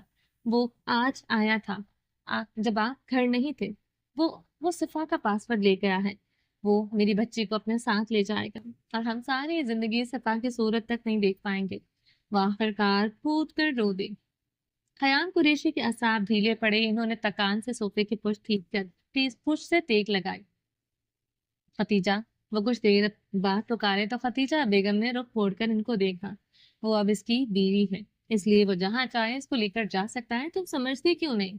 انہوں نے اپنے دائیں ہاتھ کی درمیانی انگلی اور انگوٹھے سے اپنی دونوں کنپٹیاں مسلتے ہوئے کہا تو ختیجہ بیگم غیر یقینی سی کیفیت میں اٹھ کھڑی ہوئی۔ آپ کیا کہہ رہے ہیں؟ کیا آپ کو اس کی بات کا کوئی افسوس نہیں ہے؟ انہوں نے حیرت سے قیام قریشی کا پرسکون سا چہرہ دیکھا۔ ختیجہ پلیز، انہوں نے تھکے سے لہجے میں سماجت کی۔ ظاہر ہے آپ کو کیا فرق پڑے گا؟ آپ کا بیٹا تو محفوظ ہے نا؟ اس کی جان تو محفوظ ہے۔ میری بیٹی ہے جو جہنم میں پل پل جھلس رہی ہے۔ انہوں نے حقارت سے کہا تو قیام قریشی نے تنے اعصاب لیے ان کو دیکھا۔ آپ سب لوگ اپنی اپنی جگہ سکون میں ہیں، بس ایک میری بیٹی ہے جو کہ مسلسل ایک قید میں ہے اور نہ جانے وہ کب تک وہاں جھلستی رہے گی۔ انہوں نے کرد سے چور لہجے میں کہا تو قیام قریشی اٹھ کھڑے ہوئے۔ مطلب کیا ہے تمہارا؟ ان کے لہجے میں سختی تھی۔ مطلب یہی ہے کہ آپ کو میری بیٹی کی کوئی پرواہ نہیں، آپ کو بس زاویار کی فکر ہے۔ میری بیٹی جائے بھاڑ میں۔ وہ آخرکار چلائیں۔ تم کہنا کیا چاہتی ہو کہ صفا میری بیٹی نہیں ہے؟ وہ ان کے مقابل آ کھڑے ہوئے۔ آپ کو اس کی پرواہ نہیں ہے؟ انہوں نے رخ پھیر کر جواب دیا۔ ادھر دیکھو ختیجہ۔ انہوں نے ختیجہ بیگم کا چہرہ اپنی جانب موڑا۔ وہ میری بیٹی ہے، میرا خون ہے، مجھے اس کی پرواہ ہے، اس لیے خبردار جو تم نے آئندہ ایسی بات اپنے منہ سے نکالی۔ وہ غصے اور بے بسی کے ملے جلے تاثرات لیے بولے تو پھر اس کو اس جہنم سے نکال کر لائیں۔ وہ عطل لہجے میں بولی تو قیام قریشی نے اپنی کمر پر ہاتھ باندھ کر رخ پھیرا۔ اس کا نکاح ہو چکا ہے، اس لیے اب وہ وہیں رہے گی جہاں اس کا شوہر اس کو رکھے گا۔ ختیجہ بیگم کی آنکھوں سے بہتے پانی میں اضافہ ہوا کیونکہ ایک آخری آس ٹوٹ گئی تھی اور وہ مڑے اور ختیجہ بیگم کی آنکھوں میں دیکھا۔ جتنا جلدی ہو سکے اس بات کو سمجھ لو، کہتے وہ وہاں سے چلے گئے، جبکہ ختیجہ بیگم بے بس سی صوفے پر ڈھہ گئی۔ وہ ماں تھی اور ماں کا کلیجہ اپنی اولاد کے لیے یوں ہی کٹتا رہتا ہے جب تک ماں کو یقین نہیں ہو جاتا کہ اس کی اولاد محفوظ ہے اور خوش ہے۔ گاڑی ایئرپورٹ پر آ کر رکی۔ وہ کچھ دیر گاڑی میں بیٹھا رہا۔ وہ خود ہی ڈرائیو کر رہا تھا۔ گاڑی میں ہیٹر آن تھا، اس لیے صفا قدرے پرسکون سی بیٹھی تھی، مگر اس کے دل کی کیفیت اس وقت بس وہی جانتی تھی۔ وہ کنویں سے نکل کر کھائی میں گر گئی تھی، مگر اس کے ساتھ ساتھ اس کو اپنے ماں باپ سے ہمیشہ کے لیے بچھڑ جانے کا غم ستائے جا رہا تھا۔ وہ نہیں جانتی تھی کہ وہ کب واپس آئے گی، کیا ابراہیم اس کے زخموں پر مرہم بنے گا یا مزید اس کی روح کو چھلنی کرے گا۔ وہ بس اس وقت اپنی قسمت کے بھروسے تھی اور اس کو اپنی قسمت سے کچھ خاص اچھے کی امید نہ تھی۔ وہ یوں ہی بیٹھا اسٹیئرنگ پر اپنی انگلیاں نچا رہا تھا جبکہ صفا ساتھ والی سیٹ پر بیٹھی تھی۔ وہ گاڑی سے باہر چھائے دھند میں دمکتی کچھ روشنیاں دیکھ رہی تھی۔ کچھ دیر بعد اور ایک اور گاڑی آ کر رکی تو ابراہیم گاڑی سے باہر نکلا۔ صفا نے جھانک کر اس کی طرف دیکھا جس طرف ابراہیم چل گیا تھا۔ اس گاڑی سے ایک لڑکا نکلا، اس کے ہاتھ میں ایک چھوٹا سا بیگ تھا۔ اس نے وہ بیگ ابراہیم کو پکڑایا اور واپس چلا گیا۔ ابراہیم بیگ پکڑے واپس گاڑی کی جانب بڑھا۔ صفا نے اس کو پلٹتے دیکھا تو اس نے اپنی نظریں پھیر دی۔ وہ اسی کی جانب آ رہا تھا۔ ابراہیم نے اس کو گاڑی کا شیشے سے نیچا کرنے کا اشارہ کیا۔ صفا نے پہلے تو چونک کر اسے دیکھا اور پھر گاڑی کا شیشہ نیچے کیا۔ تمہیں کچھ چاہیے؟ اس نے سرسری سے انداز میں پوچھا۔ ہاں، کیا؟ صفا کو یقین نہ آیا۔ کچھ کھانا ہے تو لا دوں؟ اس بار اس نے بے نیازی سے پوچھا۔ نہیں، صفا نے تھوک نکلا۔ یہ لو، یہ میڈیسن ہے تمہاری، اگر بھوک نہیں ہے تو اپنی ڈوز لے لو، کہتے ابراہیم نے ایک لفافہ اس کی جانب بڑھایا۔ صفا نے حیرت سے ابراہیم کی جانب دیکھا۔ پکڑ لو، اس نے جھنجھلا کر کہا تو صفا نے لرزتے ہاتھوں سے لفافہ پکڑا۔ یہ لو، یہ پانی گرم ہے، کہتے اس نے ایک پانی کی بوتل اس کی جانب بڑھائی۔ وہ تھرمو فلاسک تھی۔ پانی صفا نے پانی کی بوتل بھی تھام لی۔ ابھی کچھ ٹائم ہے، بورڈنگ میں انڈر ویٹ کرنا ہے، یہاں ٹھیک نہیں ہے۔ اندر ویٹ کرنا ہے، یہاں ٹھیک نہیں ہے، اس نے ستے ہوئے چہرے کے ساتھ پوچھا۔ صفا کو حیرت ہوئی۔ وہ اس کی مرضی پوچھ رہا تھا، حالانکہ وہ اپنی سانس بھی اس کی مرضی سے لے رہی تھی۔ یہ تم کیا ہر ایک منٹ بعد زوم آؤٹ ہو جاتی ہو؟ وہ دوبارہ خجلت سے بولا تو صفا نے چونک کر دیکھا۔ وہ یہی ٹھیک ہے، مجھے بھیڑ سے کوفت ہوتی ہے، اس نے اپنی انگلیوں کی پشت کو گھوٹتے ہوئے جواب دیا، جو کہ اب کپکپانا شروع ہو گئی تھی۔ اچھا ٹھیک ہے، میں کچھ کھانے کے لیے لاتا ہوں، خالی پیٹ دوا مت لینا، پھر سے مصیبت میں ڈال دو گے۔ وہ بڑبڑاتے ہوئے وہاں سے چلا گیا، جبکہ صفا یکٹک اس کی پشت کو دیکھتی گئی۔ صفا نے دوا دیکھی، اس کو ایک سائڈ پر رکھا، پھر اس نے گلاس میں پانی نکالا تو وہ نیم گرم تھا۔ اس نے ایک دو گھونٹ پانی پی لیا۔ صفا گاڑی کی سیٹ سے پشت سے ٹیک لگا گئی۔ گزرا ہوا وقت کسی فلم کی طرح اس کی آنکھوں کے سامنے چلنے لگا۔ اس نے آنکھیں بند کر لی۔ 1 سال پہلے وہ تینوں اسی گاڑی میں تھے، مگر وقت دوپہر کا تھا۔ وہ اور شفا کالج گیٹ پر تھی، خود کو دھوپ سے بچاتی ہوئی وہ دونوں اپنے سروں پر رجسٹر رکھے ہوئی تھی۔ اسی دوران گیٹ پر ابراہیم کی گاڑی آ کر رکی۔ وہ ان دنوں آیا ہوا تھا اپنی کسی کاروباری سلسلے میں۔ سجل خوشی سے اٹھی۔ دیکھو صفا، یہ ابراہیم بھائی کی گاڑی ہے نا؟ اس میں تائید چاہی۔ ہاں، انہیں کی لگ رہی ہے، صفا نے سرخ ہوتے گال چھپائے۔ وہ آج خود آئے ہیں مجھے لینے۔ سجل کے پاؤں خوشی کے مارے بار بار اچھل رہے تھے۔ تو اس میں اتنا اچھلنے کی کیا بات ہے سجل؟ صفا نے خوب زدار لہجے میں کہا۔ وہ یقیناً آج جلدی فارغ ہو گئے ہیں، اسی لیے لینے آئے ہیں۔ آج ہم دونوں پارک میں جائیں گے، سجل نے 1 منٹ سے پہلے پلان بنایا۔ صفا کو بتایا تو وہ سر چکا گئی۔ اس کا دل ڈوبا تھا کہ اس کا بھائی اس کو کبھی لینے نہیں آ سکتا۔ کیا اس کے بھائی کا دل نہیں کرتا کہ وہ اپنی بہن کو کالج سے پک کرے؟ لیکن نہیں، وہ تو اس سے نفرت کرتا ہے۔ وہ تو دنیا کے سامنے یہ تک تسلیم کرنے سے قاصر ہے کہ اس کی ایک عدد بہن بھی ہے۔ وہ تو بہن کو گالی سمجھتا ہے۔ ہائے ڈیڈیز، اس کو جانی پہچانی آواز قریب سے آئی تو صفا نے سر اٹھا کر دیکھا۔ وہ آج مختلف حلیے میں تھا۔ وہ عموماً 3 پیس یا 2 پیس پہنتا تھا۔ وائٹ ڈریس شرٹ کے ساتھ وہ بلو جینز پہنا کرتا تھا، مگر آج صفا اس کو دیکھتی رہ گئی۔ وہ روایتی قمیص شلوار میں تھا، ہاتھ میں ڈھیلی سی گھڑی، کفلنگز لگے، ایک ہاتھ میں چشمہ جو اس نے ابھی اتارا تھا، اور دوسرے ہاتھ میں موبائل پکڑے وہ ان دونوں کے سامنے کھڑا تھا۔ اس کے چمکدار جوتوں سے پھوٹتی روشنی بتاتی تھی کہ وہ گرد کو اپنے پاس بھی پھٹکنے نہیں دیتا۔ بھائی، بڑی بات ہے، آج وہ آپ مجھے لینے آ گئے، سجل نے چہک کر کہا۔ کیوں؟ میں نہیں لینے آ سکتا اپنی گڑیا کو؟ اس نے سجل کے گال کھینچا۔ بھائی، سجل نے اپنے گال پر ہاتھ رکھا۔ اچھا چلو گی یا یوں ہی کھڑے رہنا ہے یہاں؟ ابراہیم نے سر پر پڑتی دھوپ دیکھ کر پوچھا۔ چلے چلے، ویسے بھی میں نے آپ کو اپنے کچھ پلانس بتانے ہیں، کہتے سجل نے اس کی بغل میں سے نکلی، جبکہ ابراہیم اور صفا آمنے سامنے کھڑے تھے۔ صفا ہنوز نگاہیں زمین میں گاڑی ہوئی تھی۔ ویٹ اے منٹ، ابراہیم نے اس کو روکا۔ سجل وہیں چپکی، مگر مڑی نہیں۔ کون سے پلانس؟ ابراہیم نے وہیں کھڑے کھڑے پوچھا۔ وہ آپ آئے نا، بتاتی ہو۔ سجل نے ابراہیم کو بازو سے پکڑ کر کھینچا۔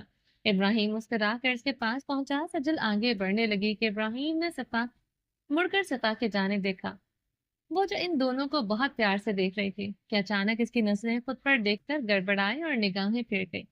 تم اپنی دوست کو ایسے ہی دھوپ میں چھوڑ کر جاؤ گی؟ ابراہیم نے صفا کی جانب دیکھ کر پوچھا۔ اس کی گاڑی آنے والی ہے، سجل نے بے فکری سے جواب دیا۔ لیکن دھوپ اتنی ہے، ابراہیم نے سپا کی سرخ پڑتی رنگت دیکھی۔ میں پوچھتی ہوں۔ سجل مڑ کر سپا کی جانب بڑھی۔ سپا نے اس کو اپنی جانب آتے دیکھا تو وہ ادھر ادھر دیکھنے لگے۔ سپا، سجل نے آ کر اس کو پکارا۔ ہاں سجل، اس نے لا علمی کا مظاہرہ کیا۔ تمہاری گاڑی کب آئے گی؟ اتنی گرمی ہو رہی ہے، تم ہمارے ساتھ چلو۔ سجل نے ایک ہی سانس میں ساری بات کہہ دی تو سپا نے نچلا لب کاٹا۔ نہیں سجل، گاڑی آ جائے گی تھوڑی دیر تک، ویسے بھی دھوپ زیادہ نہیں ہے، اور تم فکر نہ کرو، میں کیمپس سے کے اندر چلی جاؤں گی، جب گاڑی آئے گی تو گارڈ انکل بتا دیں گے، سپا نے پرسکون سے لہجے میں کہا۔ ابراہیم جو کچھ فاصلے پر کھڑا تھا ان کی جانب آیا اور اس نے گیٹ کے اندر جھانکا تو کیمپس تقریباً خالی ہو چکا تھا۔ یہاں رکنا ٹھیک نہیں ہے، تم آ جاؤ سپا، میں قیام انکل کو بتا دیتا ہوں، اس نے مصلحانہ انداز میں پیشکش کی۔ صفا پہلے تو ہچکچائے مگر پھر اس نے اس بات میں سر ہلا دیا کیونکہ وہ دونوں بھی اس کی وجہ سے دھوپ میں کھڑے تھے۔ صفا پچھلی سیٹ پر آ کر بیٹھی اور سجل ابراہیم کے ساتھ والی سیٹ پر۔ سجل نے بیٹھتے ہوئے دروازہ دھڑام سے بند کیا تو ابراہیم نے ٹھٹک کر دیکھا۔ گڑیا، یہ میری گاڑی ہے، مہربانی کر کے اس پر تھوڑا ترس کھا لو۔ وہ سیٹ بیلٹ لگاتے ہوئے اس کو باہر کروا رہا تھا۔ پیچھے بیٹھی صفا نے مسکرا کر ان دونوں کو دیکھا۔ تو کیا ہوا؟ گاڑی ہی ہے نا، میں تو آپ کی بیوی اور آپ کے بچوں کو بھی اسی طرح پٹک پٹک کے مارا کروں گی۔ سجل نے ناک سے مکھی اڑائی۔ وہ اس کو اپنے خطرناک ارادوں کے بارے میں آگاہ کیا۔ ابراہیم کا منہ کھل گیا۔ میری گڑیا اب اپنے بھتیجوں کو مارے گی؟ اس نے حیرت سے سجل کو دیکھا جو کہ اب سامنے دیکھ رہے تھے۔ ہاں، کیوں نہیں مار سکتی، ویسے بھی میں چھوٹی تھی، آج تک جب آج تک بس آپ ہی تنگ کرتے آئے ہیں مجھے، اب میں اپنے سارے بدلے لوں گی۔ اس نے آنکھیں چھوٹی کر کے اپنے ارادے بتائے تو صفا کی بے اختیار ہنسی نکل گئی۔ ابراہیم نے مڑ کر اس کو دیکھا۔ صفا فوراً سیدھی ہو کر بیٹھی۔ تم دونوں میں نے جتنے لاڈ اٹھائے ہیں نا، کوئی اور اٹھا کر دکھائے۔ وہ اب تم لوگ شکریہ ادا کرنے کے بجائے میرے بچوں پر بری نظر رکھے ہوئے ہو۔ ابراہیم نے باری باری ان دونوں کو گھورا۔ کم آن بھائی، اتنا دل پر کیوں لے رہے ہیں؟ آپ تو ایسے ریئیکٹ کر رہے ہیں جیسے آپ کے آلریڈی بچے ہو۔ سجل نے نارمل سے انداز میں کہا تو ابراہیم نے اپنی ہنسی دبائی۔ ابھی آپ کی شادی ہونی ہے، پھر جا کر کہیں بچے ہوں گے، اور پھر جا کر مجھے موقع ملے گا۔ کہتے ہوئے سجل نے رک کر شرارتی انداز میں ابراہیم کو دیکھا۔ اور پھر تم کچھ نہیں کرو گی، کہتے ابراہیم نے گاڑی چلا دی۔ اچھا، ہم یہاں سے سیدھا پارک چلیں گے، پھر آئس کریم کھائیں گے، اور پھر کہتے کہتے سجل کے منہ پر بریک لگی جب ابراہیم نے بھویں سکیڑ کر اس کے پلان سنے۔ آپ کے بچوں کا واسطہ پلیز، سجل نے معصوم شکل بنا کر ابراہیم کو پھنسایا، مجھے تم لوگوں کو ڈراپ کر کے ایک جگہ پہنچنا ہے، اس نے بے چارگی سے کہا تو سجل کا منہ پھول گیا۔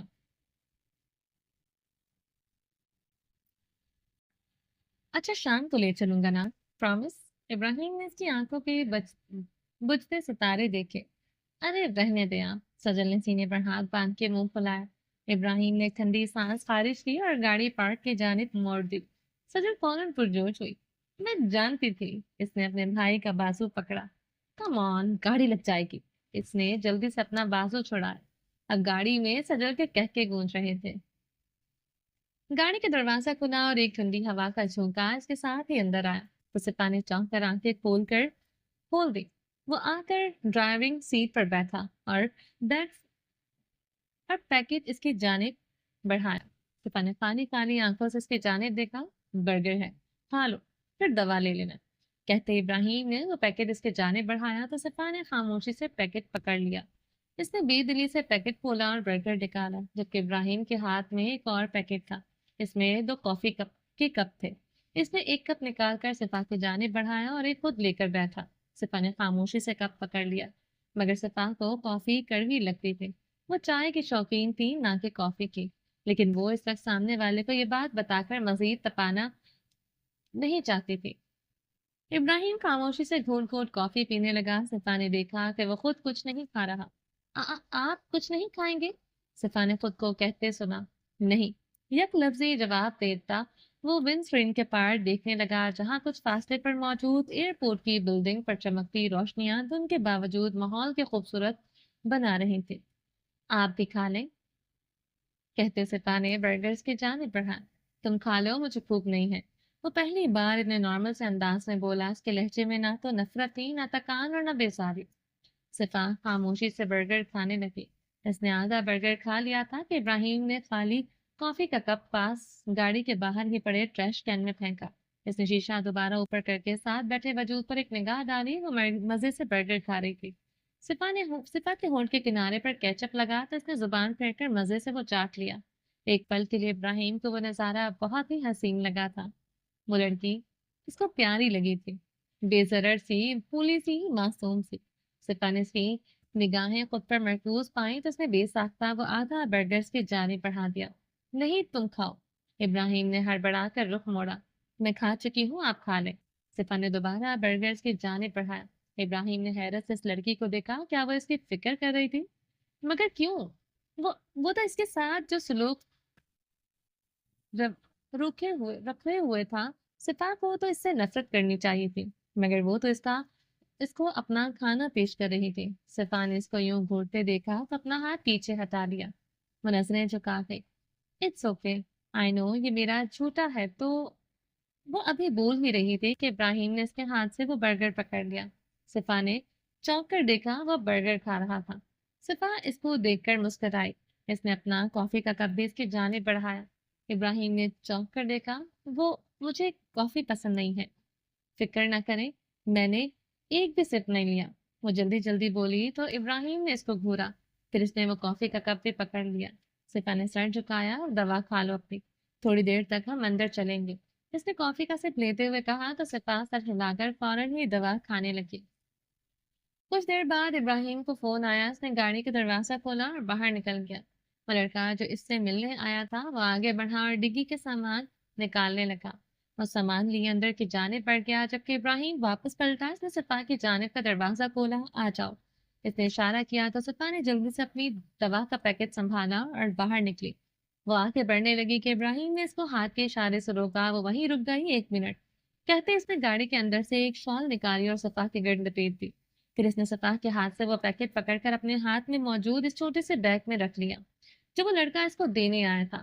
چلو، وہ اس کا ہاتھ پکڑ کر آگے چلنے لگا، جبکہ صفا سنسی اس کے ساتھ کھینچتی چلی گئی۔ وہ لوگ اس وقت جہاز میں تھے۔ صفا بے چین سی بیٹھی تھی، جبکہ ابراہیم پرسکون سے اپنے کانوں میں ایئر بڈز لگائے بیٹھا تھا۔ اناؤنسمنٹ شروع ہوئی تو صفا کے ہاتھوں میں کپکپاہٹ بڑھ گئی۔ ابراہیم نے ایک نظر اس کو دیکھا تو وہ اچانک سیدھا ہو کر بیٹھا۔ اس نے ایئر بڈز نکالے اور ستے ہوئے چہرے کے ساتھ صفا کی جانب متوجہ ہوا۔ اب میں تمہیں پیدل یا بائی روڈ مصر نہیں لے جا سکتا۔ اس کے لہجے میں ایک بار پھر سے بیزاری تھی۔ وہ مجھے گھبراہٹ ہوتی ہے۔ وہ مسلسل اپنے ہاتھوں کی انگلیاں باہم دھسائے اپنی گھبراہٹ روک رہی تھی۔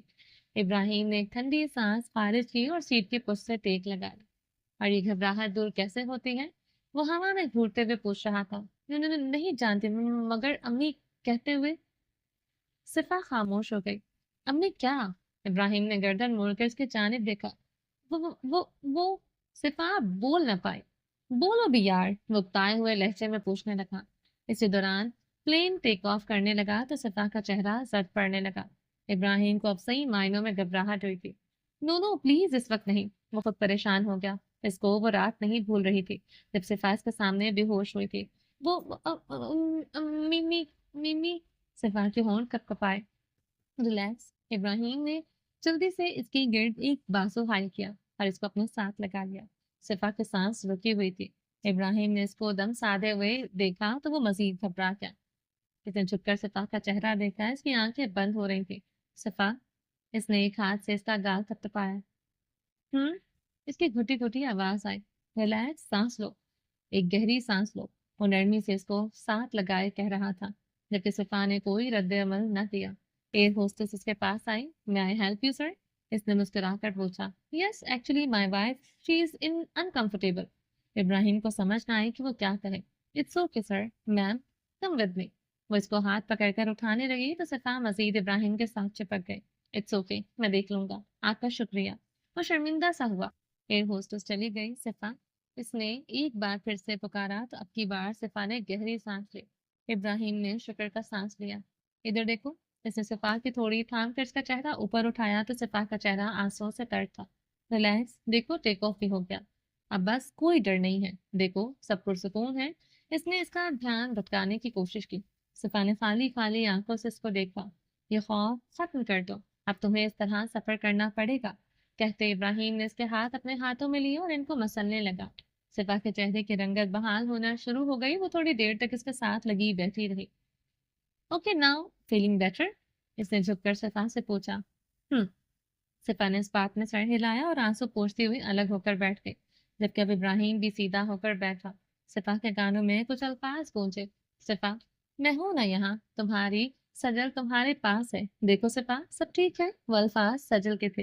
وہ جب بھی اس طرح گھبراہٹ کا شکار ہوا کرتی تھی تو سجل وہ واحد انسان تھی جس کو بنا کسی دوا کے یا انجیکشن کے قابو کر لیا کرتی تھی، ورنہ سجل کی غیر موجودگی میں یا تو اس کو ہاسپٹل جا کر ہوش آتا یا پھر گھر میں ایک ڈاکٹر کو بلوانا پڑتا تھا۔ لیکن آج کچھ الگ ہوا تھا۔ آج سجل کی بجائے اس پہ ابراہیم نے کنٹرول کیا تھا۔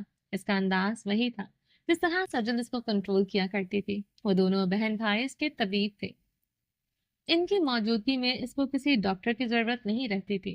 صفا پرسکون سی بیٹھی تھی، مگر سجل کے ساتھ گزرا ہوا وقت یاد آیا تو اس کی آنکھوں سے ایک بار پھر سے رنگین مایا بہنا شروع ہو گیا۔ پھر ابراہیم ایک بار پھر سے کانوں میں ایئر بڈز لگا کر بیٹھ گیا۔ صفا نے اس کے موبائل کی اسکرین دیکھی تو وہاں پلے آپشن میں سورہ یوسف چل رہی تھی۔ سورہ یوسف حسین لوگوں کی صورت، معجزوں کی صورت، بچھڑ کر مل جانے والوں کی داستان، دعاؤں کے قبول ہو جانے کی داستان، اپنوں کو کھو کر پا لینے والوں کی داستان، برائی کے ہار جانے اور حق کے غالب آنے کی داستان، یوسف کی داستان اور عزیز مصر کی بیوی کی داستان، جس نے عشق کیا اور اس کا عشق اس کی جھولی میں ڈال دیا گیا، جس نے اپنے عشق میں اپنی بادشاہی، اپنا مقام و مرتبہ سب کچھ تیاگ دیا اور پھر اس کو اس کا عشق عطا کر دیا گیا، جس نے صبر کیا اور اس کو اس کے صبر کا صلہ دیا گیا، جس نے ایک انسان کی محبت میں فنا ہو کر ہمیشہ باقی رہنے والے کی محبت کو پا لیا۔ یہ داستان احسن القصص کہلاتی ہے کیونکہ یہ ایک مکمل داستان ہے جس کی ایک ہیپی اینڈنگ ہے۔ مگر صفا کو اس داستان میں اپنا آپ یوسف کی طرح لگا، جس طرح یوسف کو ایک اندھے کنویں میں پھینک دیا گیا اور پھینکنے والے اس کے اپنے ہی تھے، اسی طرح صفا کو بھی اس کے اپنوں نے اندھیرے کنویں میں پھینک دیا۔ یوسف کو ایک قافلہ اپنے ساتھ لے گیا اور عزیز مصر کے ہاتھ فرخت کر دیا۔ اسی طرح صفا کو بھی ابراہیم کے ہاتھوں فروخت کر دیا گیا اور اس کی قیمت بھی زاویار کی زندگی۔ وہ اس کو آج اپنی سلطنت میں لے کر جا رہا تھا، لیکن کیا صفا بھی یوسف کی طرح اس کی سلطنت کی بادشاہی پائے گی یا اس کا مقدر ایک عام غلام جیسا ہی رہے گا؟ کیا اس کو اس زندان سے نکال کر کوئی تخت پر بٹھائے گا یا وہ ساری زندگی اس زندان میں قید رہ جائے گی، بنا کوئی روشنی دیکھے، بنا کوئی نور دیکھے؟ تقریباً 1 گھنٹہ گزر چکا تھا۔ ابراہیم ویسے ہی بیٹھا تھا، آنکھیں مودے تلاوت کا چیپٹر ختم ہو گیا تھا کہ اس کو کسی کے چھوٹے چھوٹے سے خراٹوں کی آواز آئی۔ اس نے گردن موڑ کر دیکھا تو صفا سو رہی تھی۔ وہ یقیناً دواؤں کے زیر اثر تھی۔ ابراہیم نے کچھ دیر کے لیے اس کے پرسکون چہرے کو دیکھتا رہا۔ کیا تھی یہ لڑکی؟ تو اس کے دل کو نرم کر رہی تھی۔ کیوں وہ چاہ کر بھی اپنا غصہ، اپنا قہر اس پر ظاہر نہیں کر پا رہا تھا؟ شاید اس لیے کہ وہ اس کی حقدار نہ تھی، اور ابراہیم کے حقوق کے معاملے میں اتنا بے حس اور انجان نہ تھا۔ جو انسان جس چیز کا حقدار ہوتا ہے وہ ابراہیم گورسی سے ہی شہ پاتا ہے، پھر چاہے وہ اس کا قہر ہو یا اس کی محبت۔ صفا ذرا سا قسمت آئی تو اس نے نیند میں ہی ابراہیم کا بازو تھام لیا۔ وہ چونکا، اس کے ماتھے پر بل پڑے۔ اس نے صفا کا ہاتھ ہٹانے کے لیے اپنا دوسرا ہاتھ بڑھایا، مگر وہ رک گیا۔ وہ ہاتھ نہیں ہٹا پایا تھا۔ وہ جس استحقاق کے ساتھ اس کے بازو پر گرفت جمائے ہوئی تھی، اس کو دیکھ کر ابراہیم گورسی دنگ رہ گیا۔ اس نے صفا کے ہاتھ کو چھوا، اس کو اپنے بازو سے ہٹانے کی نیت سے، مگر صفا مزید اس کے پناہ میں سما گئی۔ وہ اس کی ایک ایک حرکت نوٹ کرتا رہا، مگر پھر وہ بے بس سا ہو گیا۔ وہ صفا ابراہیم کے استحقاق کو توڑ نہ سکا اور اس کے آگے ہار مان گیا۔ اس نے اپنا ہاتھ پیچھے کھینچا اور سیدھا ہو کر بیٹھ گیا۔ کچھ دیر بعد اس نے صفا کے چہرے پر نگاہ ڈالی۔ وہاں اب بے چینی سی تھی، یقیناً کوئی برا خواب دیکھ رہی تھی۔ اس کے ماتھے پر پسینے کے قطرے نمودار ہوئے۔ صفا، ابراہیم نے اس کو پکارا۔ وہ اس کو اس خواب میں رہنے نہیں دے سکتا تھا۔ کیوں؟ وہ اس خواب سے جگاتا رہا۔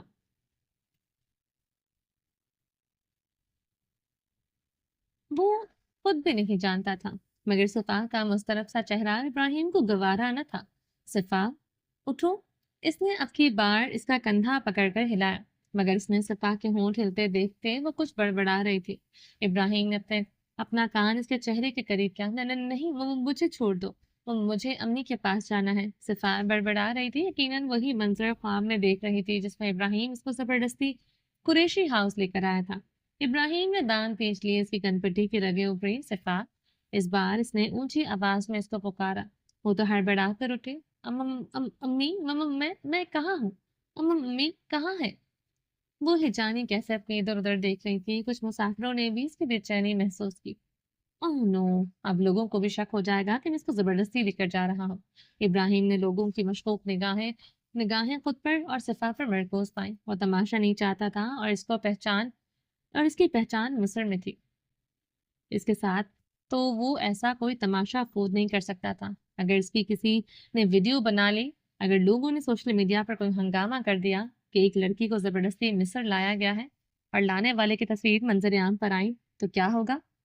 حریہ اور رحمان کرداوی کیا سوچیں گے؟ اور سب سے بڑھ کر اس کی پہچان اس کو خطرہ ہو سکتا ہے۔ ابراہیم نے جلدی سے نفی میں سر جھٹکا۔ صفا پھٹی پھٹی نگاہوں سے ادھر ادھر دیکھ رہی تھی۔ ارے میری جان، کیا ہوا؟ کوئی برا خواب دیکھ لیا گیا؟ ابراہیم نے فوراً صفا کے چہرے پہ اپنے ہاتھوں کے پیالے میں تھام کر اس کا رخ اپنی جانب کیا۔ ہاں، کیا؟ صفا چونکی۔ وہ اس سے کیسے بات کر رہا تھا؟ میری جان، ہو جاتا ہے کبھی کبھی اس طرح، جب ہم فلائٹ میں ہوتے ہیں نا تو نائٹ میئر معمولی بات ہے۔ اس نے صفا کے گال صاف کیے جہاں آنسو تھے۔ لوگوں نے اس کو صفا کی پرواہ کرتے اور صفا کو اس کے ساتھ پرسکون دیکھا تو وہ بھی نگاہیں پھیرتے۔ It's just a normal couple. سب نے یہی سوچا۔ کیا کہہ رہے ہیں؟ صفا کو اپنے کانوں اور اپنی آنکھوں پر یقین نہ ہوا۔ Relax baby, it's okay. Ibrahim نے اس کی کسی بات کا جواب دیے بنا اس کو اپنے ساتھ لگایا۔ صفا پھٹی پھٹی آنکھوں سے اس کا بدلاؤ کو دیکھتی رہی۔ ابراہیم ذرا سا جھکا اور صفا کے کان میں سرگوشی کی۔ بولا تھا نا کہ کوئی تماشا نہیں چاہیے، تو پھر یہ ڈرامے بازی کیوں؟ وہ دانت کھینچتے بلایا تو صفا کی جان حلق ہوئے۔ میں اٹس اوکے بیبی ہو جاتا ہے۔ ریلیکس، میں ہوں نا تمہارے پاس؟ اس نے ایک بار پھر سے بلند آواز میں کہا۔ اب آرام سے بیٹھو۔ اب اگر تم سوئی یا کوئی تماشا کیا تو مجھ سے برا کوئی نہیں ہوگا۔ وہ دبے دبے الفاظ میں اس کو دوبارہ دھمکی دیتا پیچھے ہٹا۔ صفا نے حیرت سے اس کی جانب دیکھا اور ٹھوک نکلا۔ ابراہیم نے ایک وارننگ سے بھرپور نگاہ پر ڈالی تو صفا نگاہیں جھکائے بیٹھ گئی۔ وہ ایک بلند بالا عمارت تھی۔ اس کے قریب 20 فلور تھے۔ 19ویں فلور پر موجود ایک فلیٹ تھا۔ اس نے فلیٹ کا ایک کمرہ جس ایک پوری دیوار شیشے کی تھی، اور اس شیشے کے سامنے مزید بلند و بالا عمارتیں دکھائی دیتی تھی۔ ان عمارتوں کی لائٹس روشن تھی کیونکہ آدھی رات کا وقت ہو رہا تھا۔ اس کمرے کے بیڈ پر ایک آدمی آرام سے سو رہا تھا کہ اس کے دروازے پر دستک ہوئی اور فوراً اٹھ کر بیٹھا اور آنکھیں ملتا ہوا دروازے تک آیا۔ اس نے دروازہ کھولا تو سامنے ایک نوجوان لڑکا کھڑا تھا۔ اس کے ہاتھ میں ایک بیگ تھا۔ اس نے بیگ سے اس آدمی کی جانب بڑھایا۔ اس میں کچھ سامان ہے تمہاری ضرورت کا، کچھ کپڑے، جوتے اور مزید کچھ اشیاء، اس نے بیگ تھماتے ہوئے بتایا۔ شکریہ بھائی۔ اس نے مشکوک ہوتے ہوئے بیگ پکڑا۔ وہ لڑکا مڑنے لگا تو اس آدمی نے آواز دی، بھائی مجھے کچھ پوچھنا ہے۔ اس نے جھجکتے ہوئے کہا، ہاں بولو۔ وہ لڑکا متوجہ ہوا۔ آخر مجھے یہاں کون لے کر آیا ہے اور کیوں کر رہا ہے مجھ پر یہ مہربانی؟ اس آدمی نے بیگ کو دیکھتے ہوئے پوچھا۔ نہیں جانتا کہ کیوں لے کر آیا ہے اور کیوں مہربانی کی جا رہی ہے، مگر وہ شاہ ہے جس نے تمہیں یہاں رکھا ہے۔ اس لڑکے نے پراسرار انداز میں جواب دیا۔ لیکن یہ شاہ کون ہے اور کیوں کر رہا ہے یہ سب؟ کیا وہ مجھے جانتا ہے؟ اس نے تجسس سے پوچھا۔ ان سوالوں کے جواب بس شاہ کے پاس ہیں اور وہ کسی کے سوالوں کے جواب نہیں دیتا۔ لڑکے کے چہرے پر پراسرار سی مسکان تھی۔ لیکن تم آرام سے رہو، اگر کسی چیز کی ضرورت ہوئی تو میں صبح آؤں گا، بتا دینا۔ اس لڑکی کے چہرے پر اب ناگواری تھی۔ کیا مجھے فون نہیں مل سکتا؟ اس نے جھجکتے ہوئے پوچھا۔ نہیں، یک لفظی جواب آیا۔ مگر کیوں؟ وہ جھنجھلایا۔ بولا نا کہ سب تم شاہ سے پوچھا۔ اگر اس نے جواب دے دیا تو سمجھنا موت قریب ہے، اور اگر وہ خاموش رہا تو سمجھ لینا کہ ابھی موت دور ہے۔ اس لڑکے نے کندھے اچکا دیے۔ تو کیا مطلب؟ وہ آدمی گھبرایا۔ تم مطلب مت نکالو، یہ بڑوں کی باتیں ہیں، وہ کہہ کر وہاں سے چلا گیا۔ وہ آدمی آ کر بیڈ پر بیٹھا اور بیگ کھول کر دیکھا۔ اس میں بس کچھ ضرورت کا سامان تھا۔ یار زاب یار، کہاں پھنس گیا ہے تو؟ اس نے کوپ زدہ لہجے میں خود کو کوسا۔ اس ابراہیم کے ہاتھ سے بچا ہے تو اس شاہ کے منہ میں آ رہا ہے، نہ جانے یہ مجھ سے کیا چاہتا ہے۔ اس نے بے دلی سے بیگ زمین پر پٹکا اور بیڈ پر ڈھہ گیا۔ وہ لوگ ایئرپورٹ سے نکلے تو سامنے ایک گاڑی کھڑی تھی۔ ابراہیم بیگ گھسیٹتا ہوا باہر آیا جبکہ ستا اپنے گرد چادر لپیٹے سہمی سی اس کے پیچھے چلی آ رہی تھی۔ گاڑی میں ایک گاڑی میں سے زرار نکلا اور ابراہیم کی جانب بڑھا۔ اس نے ابراہیم سے بیگ پکڑ لیے اور ان کو گاڑی کی ڈگی میں ڈال کر رکھا۔ صفا وہیں کھڑی تھی، اندر بیٹھو۔ ابراہیم نے تنے اعصاب لیے اس کو حکم دیا تو وہ فوراً پیچھے سیٹ پر آ بیٹھی۔ بہت افسوس ہوا یار۔ زرار نے نم آنکھوں سے ابراہیم کو گلے لگایا۔ ابراہیم خاموش رہا۔ کچھ دیر بعد دونوں الگ ہوئے۔ کام کا کیا ہوا؟ اس نے کھڑے کھڑے ہی پوچھا۔ کام ہو گیا ہے، اگر تم پہلے بتا دیتے تو جلدی ہو جاتا، لیکن خیر میں نے ہینڈل کر لیا۔ یونیورسٹی چانسلر اپنا ہی آدمی ہے، اس لیے زیادہ مسئلہ نہیں ہوا۔ زرار نے اس کو آگاہ کیا تو ابراہیم نے اس بات پر سر ہلایا۔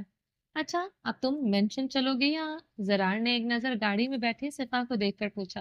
مینشن ہی چلو، میں اس کو لے کر کوئی رسک نہیں لے سکتا۔ ابراہیم نے بھی گاڑی میں بیٹھے اس وجود پر ایک نگاہ ڈالی۔ لیکن حریہ، زرار بولتے بولتے رکا، اس کو میں دیکھ لوں گا، فی الحال تم چلو، میں تھک گیا ہوں۔ ابراہیم نے ناگواری سے کہا تو زرار نے فوراً گاڑی کا دروازہ کھولا اور زرار کے ساتھ آ بیٹھا۔ زرار نے ڈرائیونگ سیٹ سنبھالی۔ حریہ اس وقت یاقوت اور مرجان کے کمرے میں تھی۔ دینا سو چکی تھی اور وہ ان دونوں کو ایک نظر دیکھنے آئی تھی۔ وہ یوں ہی رات کو اپنے گھر کا چکر لگایا کرتی تھی، خاص کر ابراہیم کی غیر موجودگی میں۔ وہ ایک سمجھدار اور سلجھی ہوئی لڑکی تھی جو اپنے شوہر کی غیر موجودگی میں اپنے گھر اور اس کے مال کی حفاظت کرنا جانتی تھی۔ اس نے اپنے دونوں شہزادوں کو پیار بھری نگاہ سے دیکھا۔ وہ سکون سے سو رہے تھے۔ ان دونوں کا روم ایک بھی تھا مگر وہاں دو الگ الگ سنگل بیڈ موجود تھے۔ یاقوت پر لحاف ذرا سا سرکا ہوا تھا۔ عوریہ نے مسکرا کر سر جھٹکا اور اس کا لحاف درست کیا۔ مرجان کی آنکھ کھل گئی۔ اس نے حریہ کو دیکھا جو کہ اب یاقوت کے ماتھے پر بوسہ دے رہی تھی۔ یہ دیکھ کر مرجان نے جان بوجھ کر اپنا لحاف زمین پر گرا دیا اور یوں ظاہر کیا کہ وہ سو رہا ہے۔ حریہ نے پلٹ کر دیکھا، پھر اس نے مسکرا کر مرجان کا لحاف اٹھایا، اس پر درست کیا۔ وہ پلٹنے لگی کہ مرجان نے آنکھیں کھول دی۔ حریہ چونکی۔ ماما آپ مجھے کس نہیں کریں گی؟ حریہ نے مسکرا کر اس کو دیکھا۔ یو کسڈ یاقوت، بٹ میرا بس آپ نے لحاف ٹھیک کیا۔ ڈونٹ یو لو می؟ وہ چپ لیتا ہوا اپنی ماں سے سوال کر رہا تھا۔ حریہ کی حیرت کے مارے آنکھیں پھیل گئی۔ نو مائی سن۔ وہ فوراً جھکی اور مرجان کے ماتھے پر بوسہ دیا۔ تم دونوں میرے لیے برابر ہو، میرے جگر کے ٹکڑے ہو تم دونوں۔ اس نے مرجان کے بالوں میں ہاتھ پھیرا۔ تو آپ نے مجھے کس کیوں نہیں کیا؟ اس کا سوال اپنی جگہ قائم تھا۔ اس لیے کہ میں نے سوچا کہ کہیں میری بیٹی کی نیند خراب نہ ہو جائے۔ وہ اس کے سرہانے ہی بیٹھ گئی۔ ریئلی؟ تو پھر یعقوب کی نیند کا کیا؟ وہ اپنے سوالوں کے سامنے والے کو زیر کرنے کا ہنر جانتا تھا۔ حریہ کے پاس واقعی کوئی جواب نہ تھا۔ وہ ششدر رہ گئی۔ اس سے غلطی ہوئی تھی انجانے میں، مگر وہ واقعی ایک غلطی تھی۔ اس نے انجانے میں اپنی اولاد میں امتیاز کیا تھا، اس لیے وہ نظریں جھکا گئی۔ آئی ایم سوری بیٹا۔ حریہ شرمندہ ہوئی۔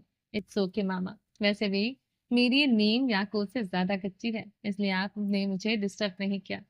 اس نے ایک پل میں اپنی ماں کو معاف بھی کر دیا اور اپنی ماں کی غلطی کی جسٹیفیکیشن بھی دے ڈالی۔ حریہ نے اچنبھے سے دیکھا، پھر اس کو اپنے بیٹے پر ٹوٹ کر پیار آیا۔ وہ جھکی اور مرجان کے گال پر پیار کیا۔ وہ خاموشی سے آنکھیں موند کیا۔ گاڑی ابراہیم کے مینشن کے سامنے آ کر رکی تو زرار اتر کر سامان اتارنے لگا۔ دو گارڈز بھاگ کر ان کی جانب آئے، انہوں نے بیگ پکڑ لی اور اندر لے گئے۔ صرف گاڑی میں ہی بیٹھی تھی۔ ابراہیم باہر نکلا۔ ایک پل کے لیے اس نے اپنے گھر کو دیکھا اور ایک ٹھنڈی سانس خارج کی، پھر وہ مڑا اور صفا کا دروازہ کھولا۔ آ جاؤ، اس نے صفا کو پکارا۔ وہ اپنی ہی سوچوں میں گم تھی کہ اس کی آواز پر چونکی۔ جی؟ صفا نے غیر یقینی سے پوچھا۔ لڑکی باہر آ جاؤ، گھر آ گیا ہے، ابراہیم نے اس بار کوفت زدہ لہجے میں کہا تو صفا فوراً ہی گاڑی سے نیچے اتری۔ اس نے گاڑی سے باہر قدم رکھا، وہ لڑکھڑ آئی۔ اس سے پہلے وہ گرتے ابراہیم نے اس کو اپنی مضبوط گرفت میں لے لیا۔ دھیان سے، وہ اس کو سنبھالتا ہوا بولا۔ صفا اپنے شال درست کرنے لگی۔ اچھا اب کچھ باتیں ہیں، تم اپنے پلے سے باندھ لو۔ ابراہیم اچانک اس کے سامنے آ کھڑا ہوا۔ صفا نے پوری توجہ سے اس کے الفاظ سنے۔ یہ میرا گھر ہے۔ اس نے اپنے عقب میں اشارہ کیا تو صفا نے ایک بار نگاہ اٹھا کر اس عالیشان سے محل کو دیکھا۔ سب جانتے ہیں کہ وہ مصر میں کاروبار کرتا ہے، مگر اتنا عالیشان محل یہ کسی نے نہیں سوچا تھا۔ اور دوسری بات، ابراہیم کی آواز پر وہ متوجہ ہوئی، یہاں میری فیملی رہتی ہے۔ صفا کو اس کی بات سمجھ نہ آئی۔ اس نے چونک کر ابراہیم کی جانب دیکھا۔ فیملی مطلب؟ उसने अचंभे से पूछा। मतलब फैमिली मतलब बीवी और बच्चे, वो आराम से कह गया, मगर वो अल्फाज सिफा को दुनिया हिला देने के लिए काफी थे। इसने सर झटका। तो क्या कहा आपने? वो दोबारा पूछती रही। वो यकीन करना चाहती थी कि इसने जो सुना वो सही था या इसको गलती हुई सुनने में। यही कि मेरी एक अदद बीवी है, दो बेटे और एक अदद बेटी रहती है। इब्राहिम ने तफसील से अपनी फैमिली का तारुफ करवाया। सिपाह के कदम लड़खड़ आए मगर वो संभल गए। इसलिए जो मैं कहूँ, जैसा कहूँ तुम वही करोगी। और तुम ये समझो कि तुम गूंगी और बहरी हो। तुम वो करोगी जो मैं तुम वो करोगे जो तुमसे इब्राहिम गोरसी करने को कहेगा। तुम वही बोलोगी जो मैं बोलने को कहूंगा, और तुम वही सुनोगी जो मैं सुनाऊंगा। समझ गई? इब्राहिम ने तायद चाही, जबकि सपा यकतक सी इसको देखे गई। तुम्हारी पहचान वही होगी जो मैं बनाऊंगा। तुम यहाँ मेरी कजन बनकर आई हो, जिसका एडमिशन अलकाहर यूनिवर्सिटी में हुआ है, इसलिए तुम अपनी डिग्री मुकम्मल करने तक यहीं रहोगी। अंडरस्टैंड? इसने जोर देकर पूछा। तो सिपा ने किसी ट्रांस के तहत इस बात में सर हिला दिया। अब चलो अंदर। उसका हाथ पकड़कर इसको एक बार फिर से घसीटता हुआ अंदर ले गया, जबकि सिपाह के कानों में वही अल्फाज गूंज रहे थे। यहाँ मेरी एक अदद बीवी, दो बेटे और एक अदद बेटी रहती है। लाउंज का दरवाजा खुला था। गार्ड सामान रखकर वापस आ चुके थे। मुरिया इन दोनों के कमरे से निकली तो इसने लाउंज में पड़े बैग्स देखे। वो वहीं खड़ी हो गई। इसी दौरान दरवाजे में से इब्राहिम और इसके साथ एक लड़की अंदर दाखिल हुई। मुरिया को बस इब्राहिम नजर आया था। इसकी निगाहें बस इब्राहिम तक ही महदूद हुआ करती थी। इब्राहिम, वो वहीं से पुकारी और तकरीबन भाग कर इस तक पहुंची। हुरिया। इब्राहिम ने हुरिया को देखा तो उसकी आंखें भीग गई। आखिरकार वो इस हस्ती के पास पहुंच गया जिसके गले लगकर वो अपना गम हल्का कर सकता था। एक वही थी जिसके कंधे पर वो सर रखकर रोना चाहता था। इब्राहिम। हुरिया एक जस्त में इस तक पहुंची। इब्राहिम इसके गले से लगा। इब्राहिम। हुरिया की रो दी। वो सजल से मिली नहीं थी, मगर इब्राहिम के मुंह से इसने सजल को इतना सुना था कि इसको लगता था कि सजल इनके साथ ही रहती है। सजल वहां ना होकर भी इन लोगों की जिंदगियों का हिस्सा थी। Ibrahim, sorry for your loss. Huriya ने इसकी पीठ सहलाई, जबकि सितार फटी फटी आंखों से ये मंजर देख रही थी। अपने महबूब को इसके महबूब के सीने से लगते देखने का दुख क्या होता है, ये बस सितार जानती थी। अपने महबूब को इसके महबूब की बाहों में देखना, ये बहुत बड़ा दुख है। वो जो औरत, मर्द या इस कर्ब से गुजरते हैं, इनका दुख बस वही समझ सकते हैं। जैसे कि वहां खड़ी सिपा, इसके महबूब ने अभी अभी इसके सर पर आसमान गिरा दिया था कि ये बता कर के ना सिर्फ शादीशुदा है बल्कि 3 बच्चों का बाप भी है। वो तो और जो दुख इब्राहिम ने किसी के साथ नहीं बांटा था, वो आज इस लड़की के साथ बांट रहा था। उसके कंधे पर थोड़ी टिकाए अपने आंसू हुरिया के शाने पर बहा रहा था। इब्राहिम, सब्र करो। वो मुसलसल इसको तसल्ली देती रही। हुरिया, वो बेटी थी मेरी, इसने गर्व से चोर लहजे में कहा। तो हुरिया का दिल कटकर रह गया। तुम आओ बैठो। मैं इसको लिए सोफे पर आ बैठी। इब्राहिम ने खुद को संभाला। ये लो, पानी पियो। हुरिया ने पानी का गिलास इसको थमाया तो इब्राहिम ने 2 घूंट भरे और उसको गिलास वापस पकड़ाया। हुरिया इसके साथ बैठी थी, इसके हाथ थामे। सिफा दरवाजे में ही खड़ी थी। कितनी अनचाही थी ना वो, कि किसी ने इसको देखा तक नहीं। क्या वो किसी को दिखाई नहीं दे रही थी? क्या इसका वजूद इस कदर बेकदर बेकदर बेकार था कि किसी ने मुड़कर इसके जाने देखा तक ना? इब्राहिम ने अचानक दरवाजे में खड़ी सिफा को देखा, जो कि न जाने कहाँ खोई हुई थी। हुरिया ने इब्राहिम की निगाहों का ताक्कुब किया। इब्राहिम, ये कौन है? हुरिया ने अटक अटक कर पूछा। ये। इब्राहिम ने अपने लबों पर जबान फेरी। वो उठ खड़ा हुआ। वो चलता हुआ सिफा के पास पहुंचा। सिफा को मालूम ही नहीं हुआ कि कब इब्राहिम इसके पास पहुंचा और इसने सिफा का हाथ पकड़ा। ये मेरी कजन है हुरिया। इब्राहिम की आवाज करीब से आई तो सिफा चौंकी। वो इसके साथ खड़ा था। अच्छा। हुरिया मुस्कुराई और उठकर सिफा के पास आई। नाम क्या है इसका? इसने खुश मिजाजी से पूछा। सिफा। सिफा नाम है। इब्राहिम के गले में गिल्टी उभरकर मादूम हुई। सिफा, कैसी हो? हुरिया शफाफ उर्दू बोल रही थी। सिफा को हैरत हुई। इसने पलके उठाकर हुरिया को देखा, क्योंकि हुरिया का कद दराज था। वो इब्राहिम से बस जरा सी झुकती थी, मगर सिफा, इसका कद काफी छोटा था। इसने इस मिस्री शहजादी को देखा जो कि एक मैरून नाइट गाउन में थी। इसकी जिल्द चांदनी की तरह रोशन थी। वो बहुत हसीन थी। सिफा को एक पल में इसके और अपने बीच फर्क नजर आया। वो नजरें झुका गई। ये दरअसल थोड़ा थक गई है। सफर करने की इतनी आदत नहीं है इसको, और थोड़ी स्ट्रेस भी है, इसलिए इसको आराम करने दो। इब्राहिम ने सिफा की हालत समझते हुए हुरिया से कहा तो इसने मुस्कुराकर सिफा का हाथ पकड़ा। आ जाओ, मैं तुम्हें तुम्हारा रूम दिखा दूं। मैं इसको लिए वहां से चली गई। صفا حریہ کے ساتھ ساتھ چلی جا رہے تھے۔ وہ دونوں گراؤنڈ فلور پر ہی ایک گیسٹ روم میں جا رہے تھے۔ صفا نے پیچھے مڑ کر ابراہیم کی جانب دیکھا تو ابراہیم نے آنکھوں ہی آنکھوں میں وارننگ دی اور اس کو کچھ دیر پہلے کا پڑھایا ہوا سبق یاد کروایا۔ صبح ہوئی تو صفا کی آنکھ ایک شور سے کھلی تھی۔ اس نے لحاف منہ سے ہٹایا اور اپنی آنکھیں ملتی ہوئی اٹھ بیٹھی۔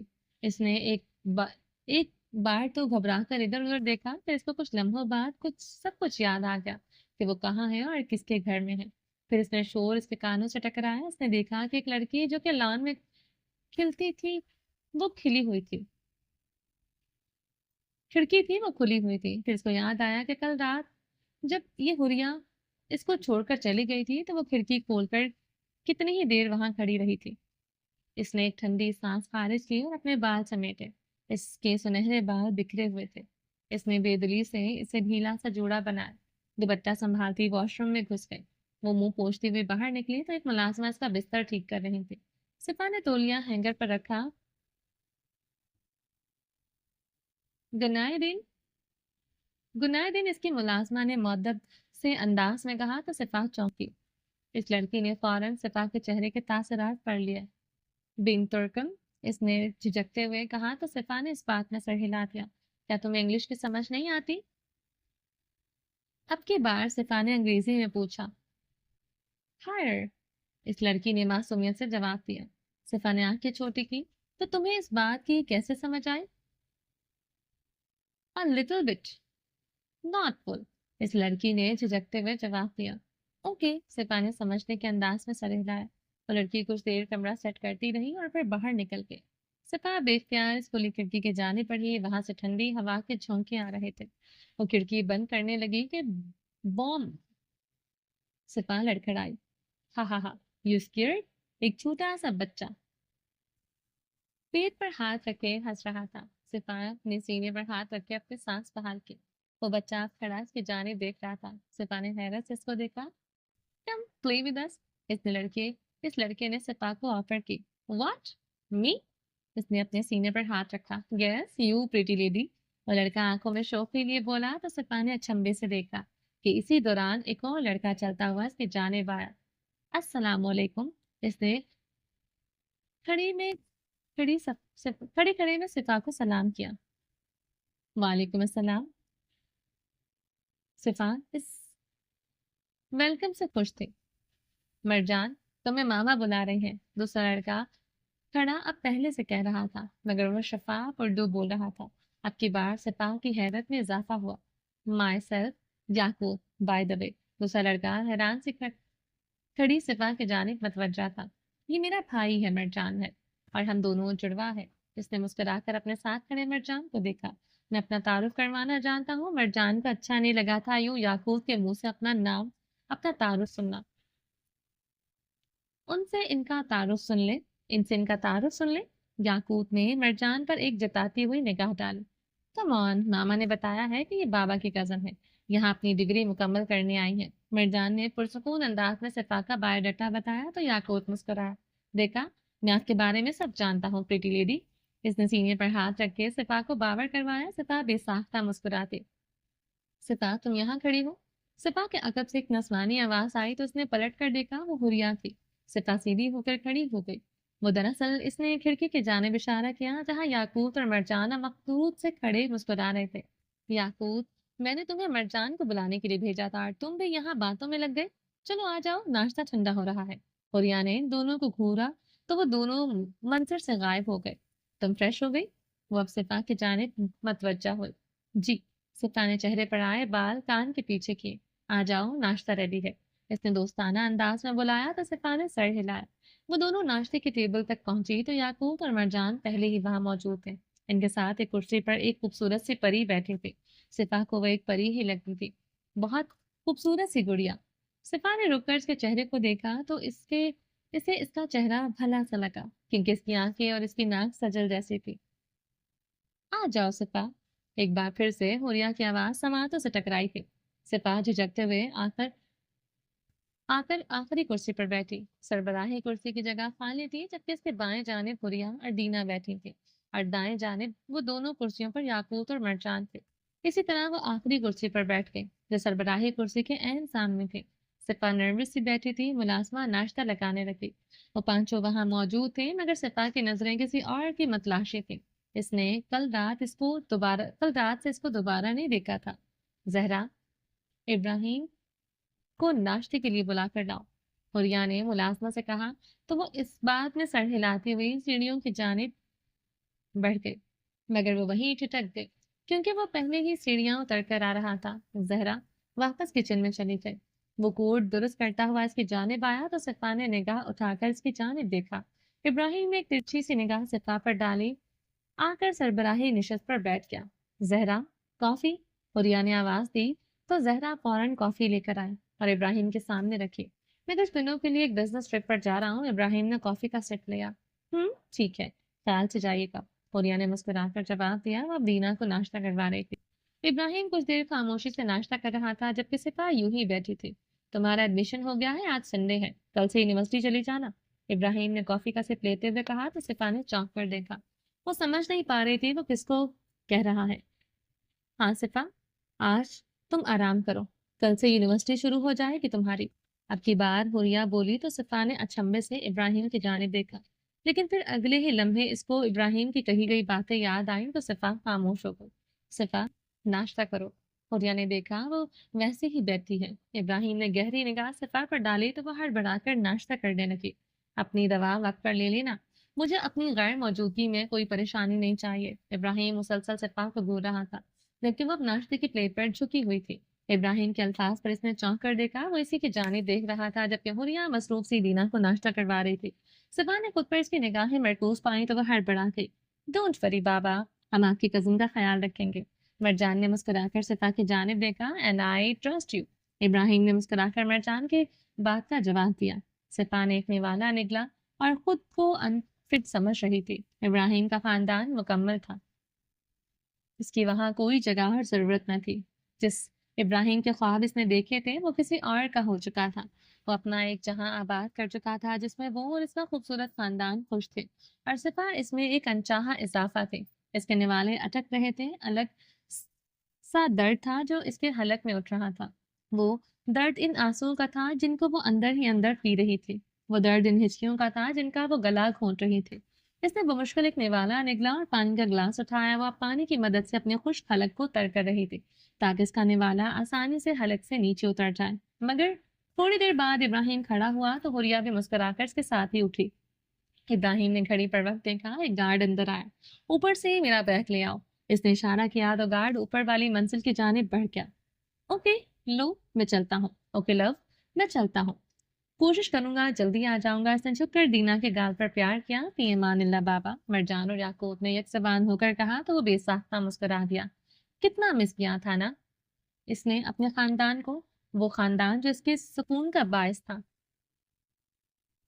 اس نے جھک کر ان دونوں کے گال پر بوسہ دیا۔ آ جائیں، حوریا نے اس کو دروازے تک چھوڑنے کا اشارہ کیا تو اس نے ایک نظر صفا کو دیکھا جو کہ ان سب کی دیکھا دیکھی اٹھ کھڑی ہوئی۔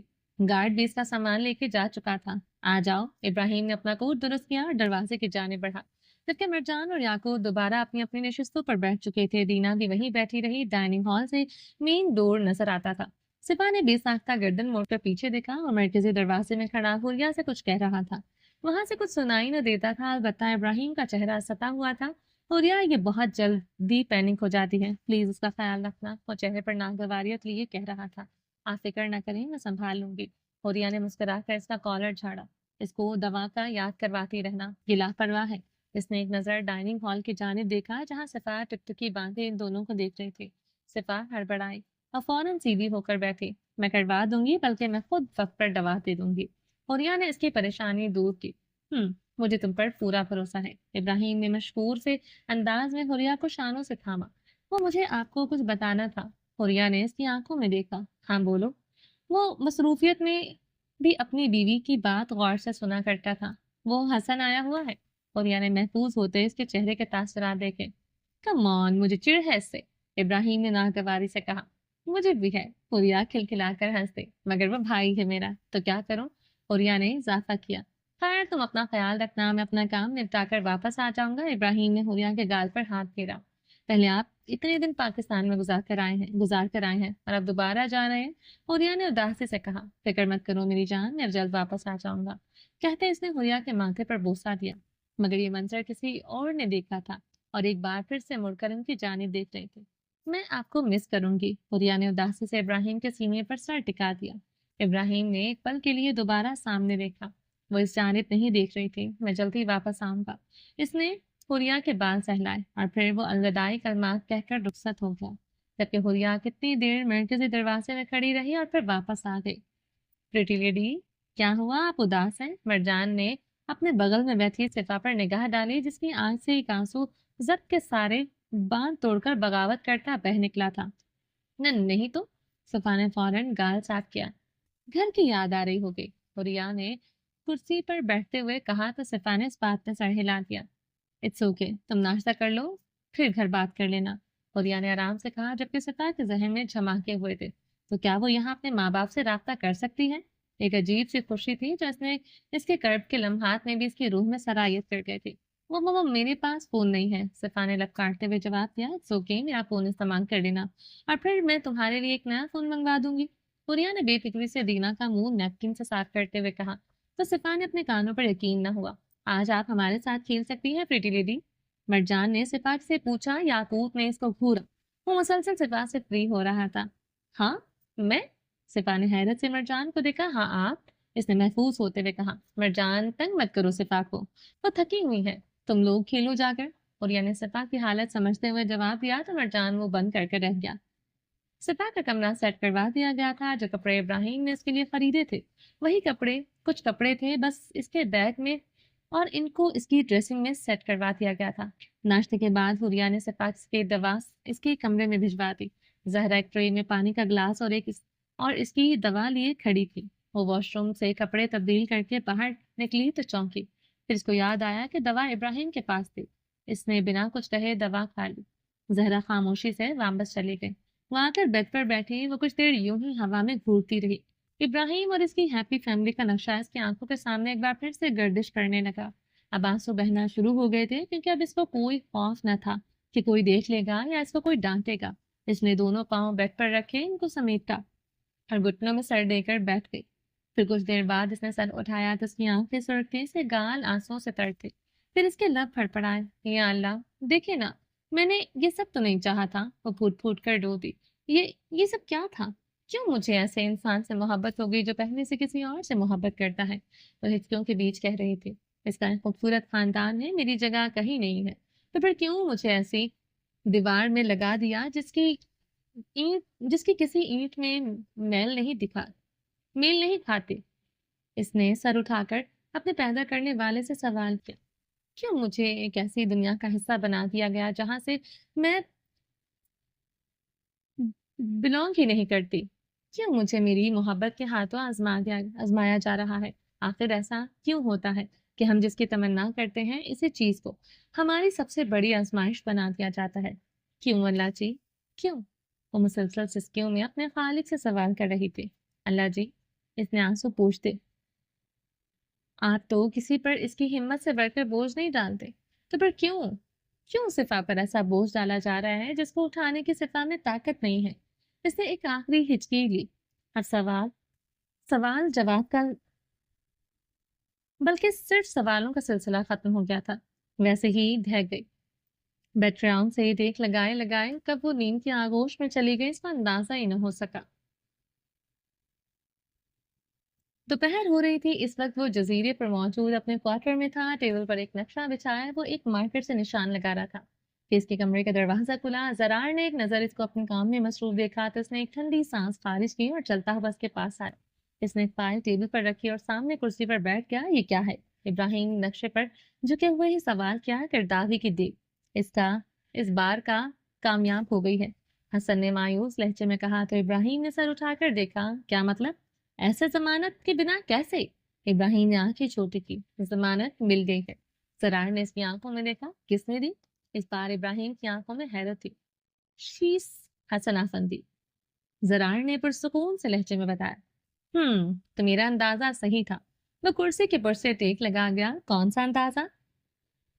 जरार ने हैरत से इसकी आंखों में देखा। शीस सनाफंदी यहूदियों की पुष्ट पनाही कर रहा है। इसने हकारत से आंखें बंद कर ली। मुझे ऐसा नहीं लगता, जरार ने यकीन से कहा तो इब्राहिम की आंखें खोलकर उसकी जानिब देखा। वो बस कारोबार कर रहा है, इसको फर्क नहीं पड़ता कि सामने मोमिन है या काफिर। जरार ने अपना नुक्ता बयान किया। तो यहाँ कारोबार जिससे इन यहूदियों को नफा पहुंचे जो हमारे मासूमों की नस्ल कशी कर रहे हैं, वो तुम्हारी नजर में कैसा कारोबार होगा? वो आईब्रो सकेड़े सामने बैठे जरार की आंखों में आंखें गाड़े हुए था, मगर अभी तक ना तो शीस का यहूदियों के साथ कोई बराह रास्त ताल्लुक नजर आया था और ना ही करदावी का जरार हड़बड़ाया। और अगर तुम्हें मुस्तकबिल करीब में ऐसे मुआहदे होते नजर आए जिनमें कहा जाए कि अरब मुल्क यहूदियों के साथ कारोबार करने के लिए तैयार हैं, तो इसने एक लम्हे के लिए भी जरार के चेहरे से अपनी शरबती आंखें नहीं हटाई थी, जिनमें जलते हुए शोलों में हर लम्हे इजाफा हो रहा था। तो तब देख लेंगे। जरार ने बलाकर निगाहें चुराई। और इससे पहले कि ये मुल्क इसमें शामिल हो, मैं ऐसे तमाम अनासर को मिटा दूंगा। इब्राहिम सीधा होकर बैठा, कमांडर से रास्ता हुआ। इसने कुछ देर बाद पूछा तो जरार फौरन मतवज्जा हुआ। हाँ, इनको कुछ मुजाहिदे चाहिए। इसने फौरन बताया। ठीक है, जितनी तादाद चाहिए भेज दो। वह कहते एक बार फिर से नक्शे पर झुक गया। इब्राहिम, तुम आग से खेल रही हो। जरार ने इसका बेपरवाह सा चेहरा देखा। क्या तुम्हें डर लग रहा है जरार? इसने सर उठाकर जरार को देखा। नहीं, जरार ने एतमाद से जवाब दिया। बस तो फिर ठीक है, खेल जारी रखो, कहते वो जरा सा मुस्कुराया। जरार सर हिलाता उठ खड़ा हुआ। और हाँ, कहते इसने मार कर एक तरफ रखा और जरार की जानिब मतवज्जा हुआ। हाँ बोलो, जरार ने मुड़कर पूछा। कुछ इमदादी ट्रक जाएंगे और तुम इनको अपनी सिक्योरिटी में कहाँ पहुंचाओगे? इसने दोनों हाथों की उंगलियां बाहम धंसाकर जरार को हुक्म दिया। ठीक है, बेफिक्र रहो। जरार बमुश्किल मुस्कुराया। जरार, इसने जरार के चेहरे को देखकर पुकारा। हाँ, वो इसी अंदाज में बोला। तुम्हें पता है जिंदगी की सबसे बड़ी हकीकत क्या है? इसे दोबारा कुर्सी के पुर से टेक लगाए। क्या? जरार इसके चेहरे को पढ़ने की कोशिश कर रहा था। मौत।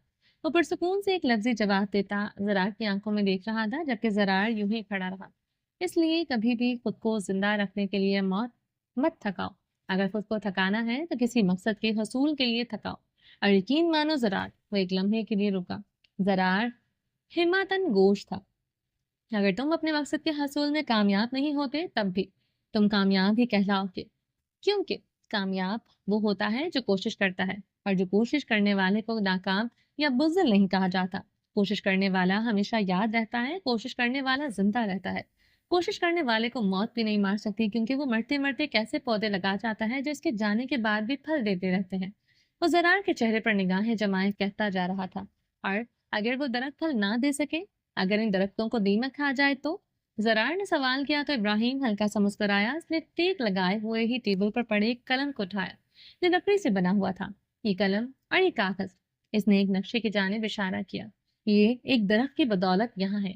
इस दरख्त को लगाने वाले को नहीं मालूम था कि इस दरख्त को फल लगेगा या इसकी लकड़ी को जवान होने से पहले ही काट दिया जाएगा। मगर देखो, इससे एक कलम बना और इसको मैं इस्तेमाल करता हूँ इन यहूदियों की मजमूम अजाइम लिखने और इनका तरियाक बनाने के लिए। और ये कागज। इब्राहिम ने कलम की नोक को नक्शे पर रखा। ये कागज का टुकड़ा है, मगर एक रहबर है, मुझे ये रास्ता दिखाता है। इसने कलम टेबल पर पटक दिया। इसलिए जरार, इसने दोनों हाथों की उंगलियां बाहम धसाई और टेक लगाए अपनी कुर्सी को झुलाने लगा। कोई भी दरख्त राह का नहीं चाहता। दीमक सदा दरख्त भी आग जलाने के काम आ जाया करते हैं। इसकी मुस्कुराहट गहरी हुई। तुम सही कहते हो, तुम हमेशा ही सही कहते हो। जरार ने मुस्कुराकर इस बात में सर हिलाया और वो वहां से निकल गया। चलिए जी, बाकी का नेक्स्ट एपिसोड में कंटिन्यू करेंगे। उम्मीद है आपको ये एपिसोड बहुत पसंद आई होगी। चैनल को सब्सक्राइब नहीं किया तो जल्दी से अभी सब्सक्राइब कर दें, लाइक एंड शेयर करें और अपनी राय कमेंट बॉक्स में लाजमी दें।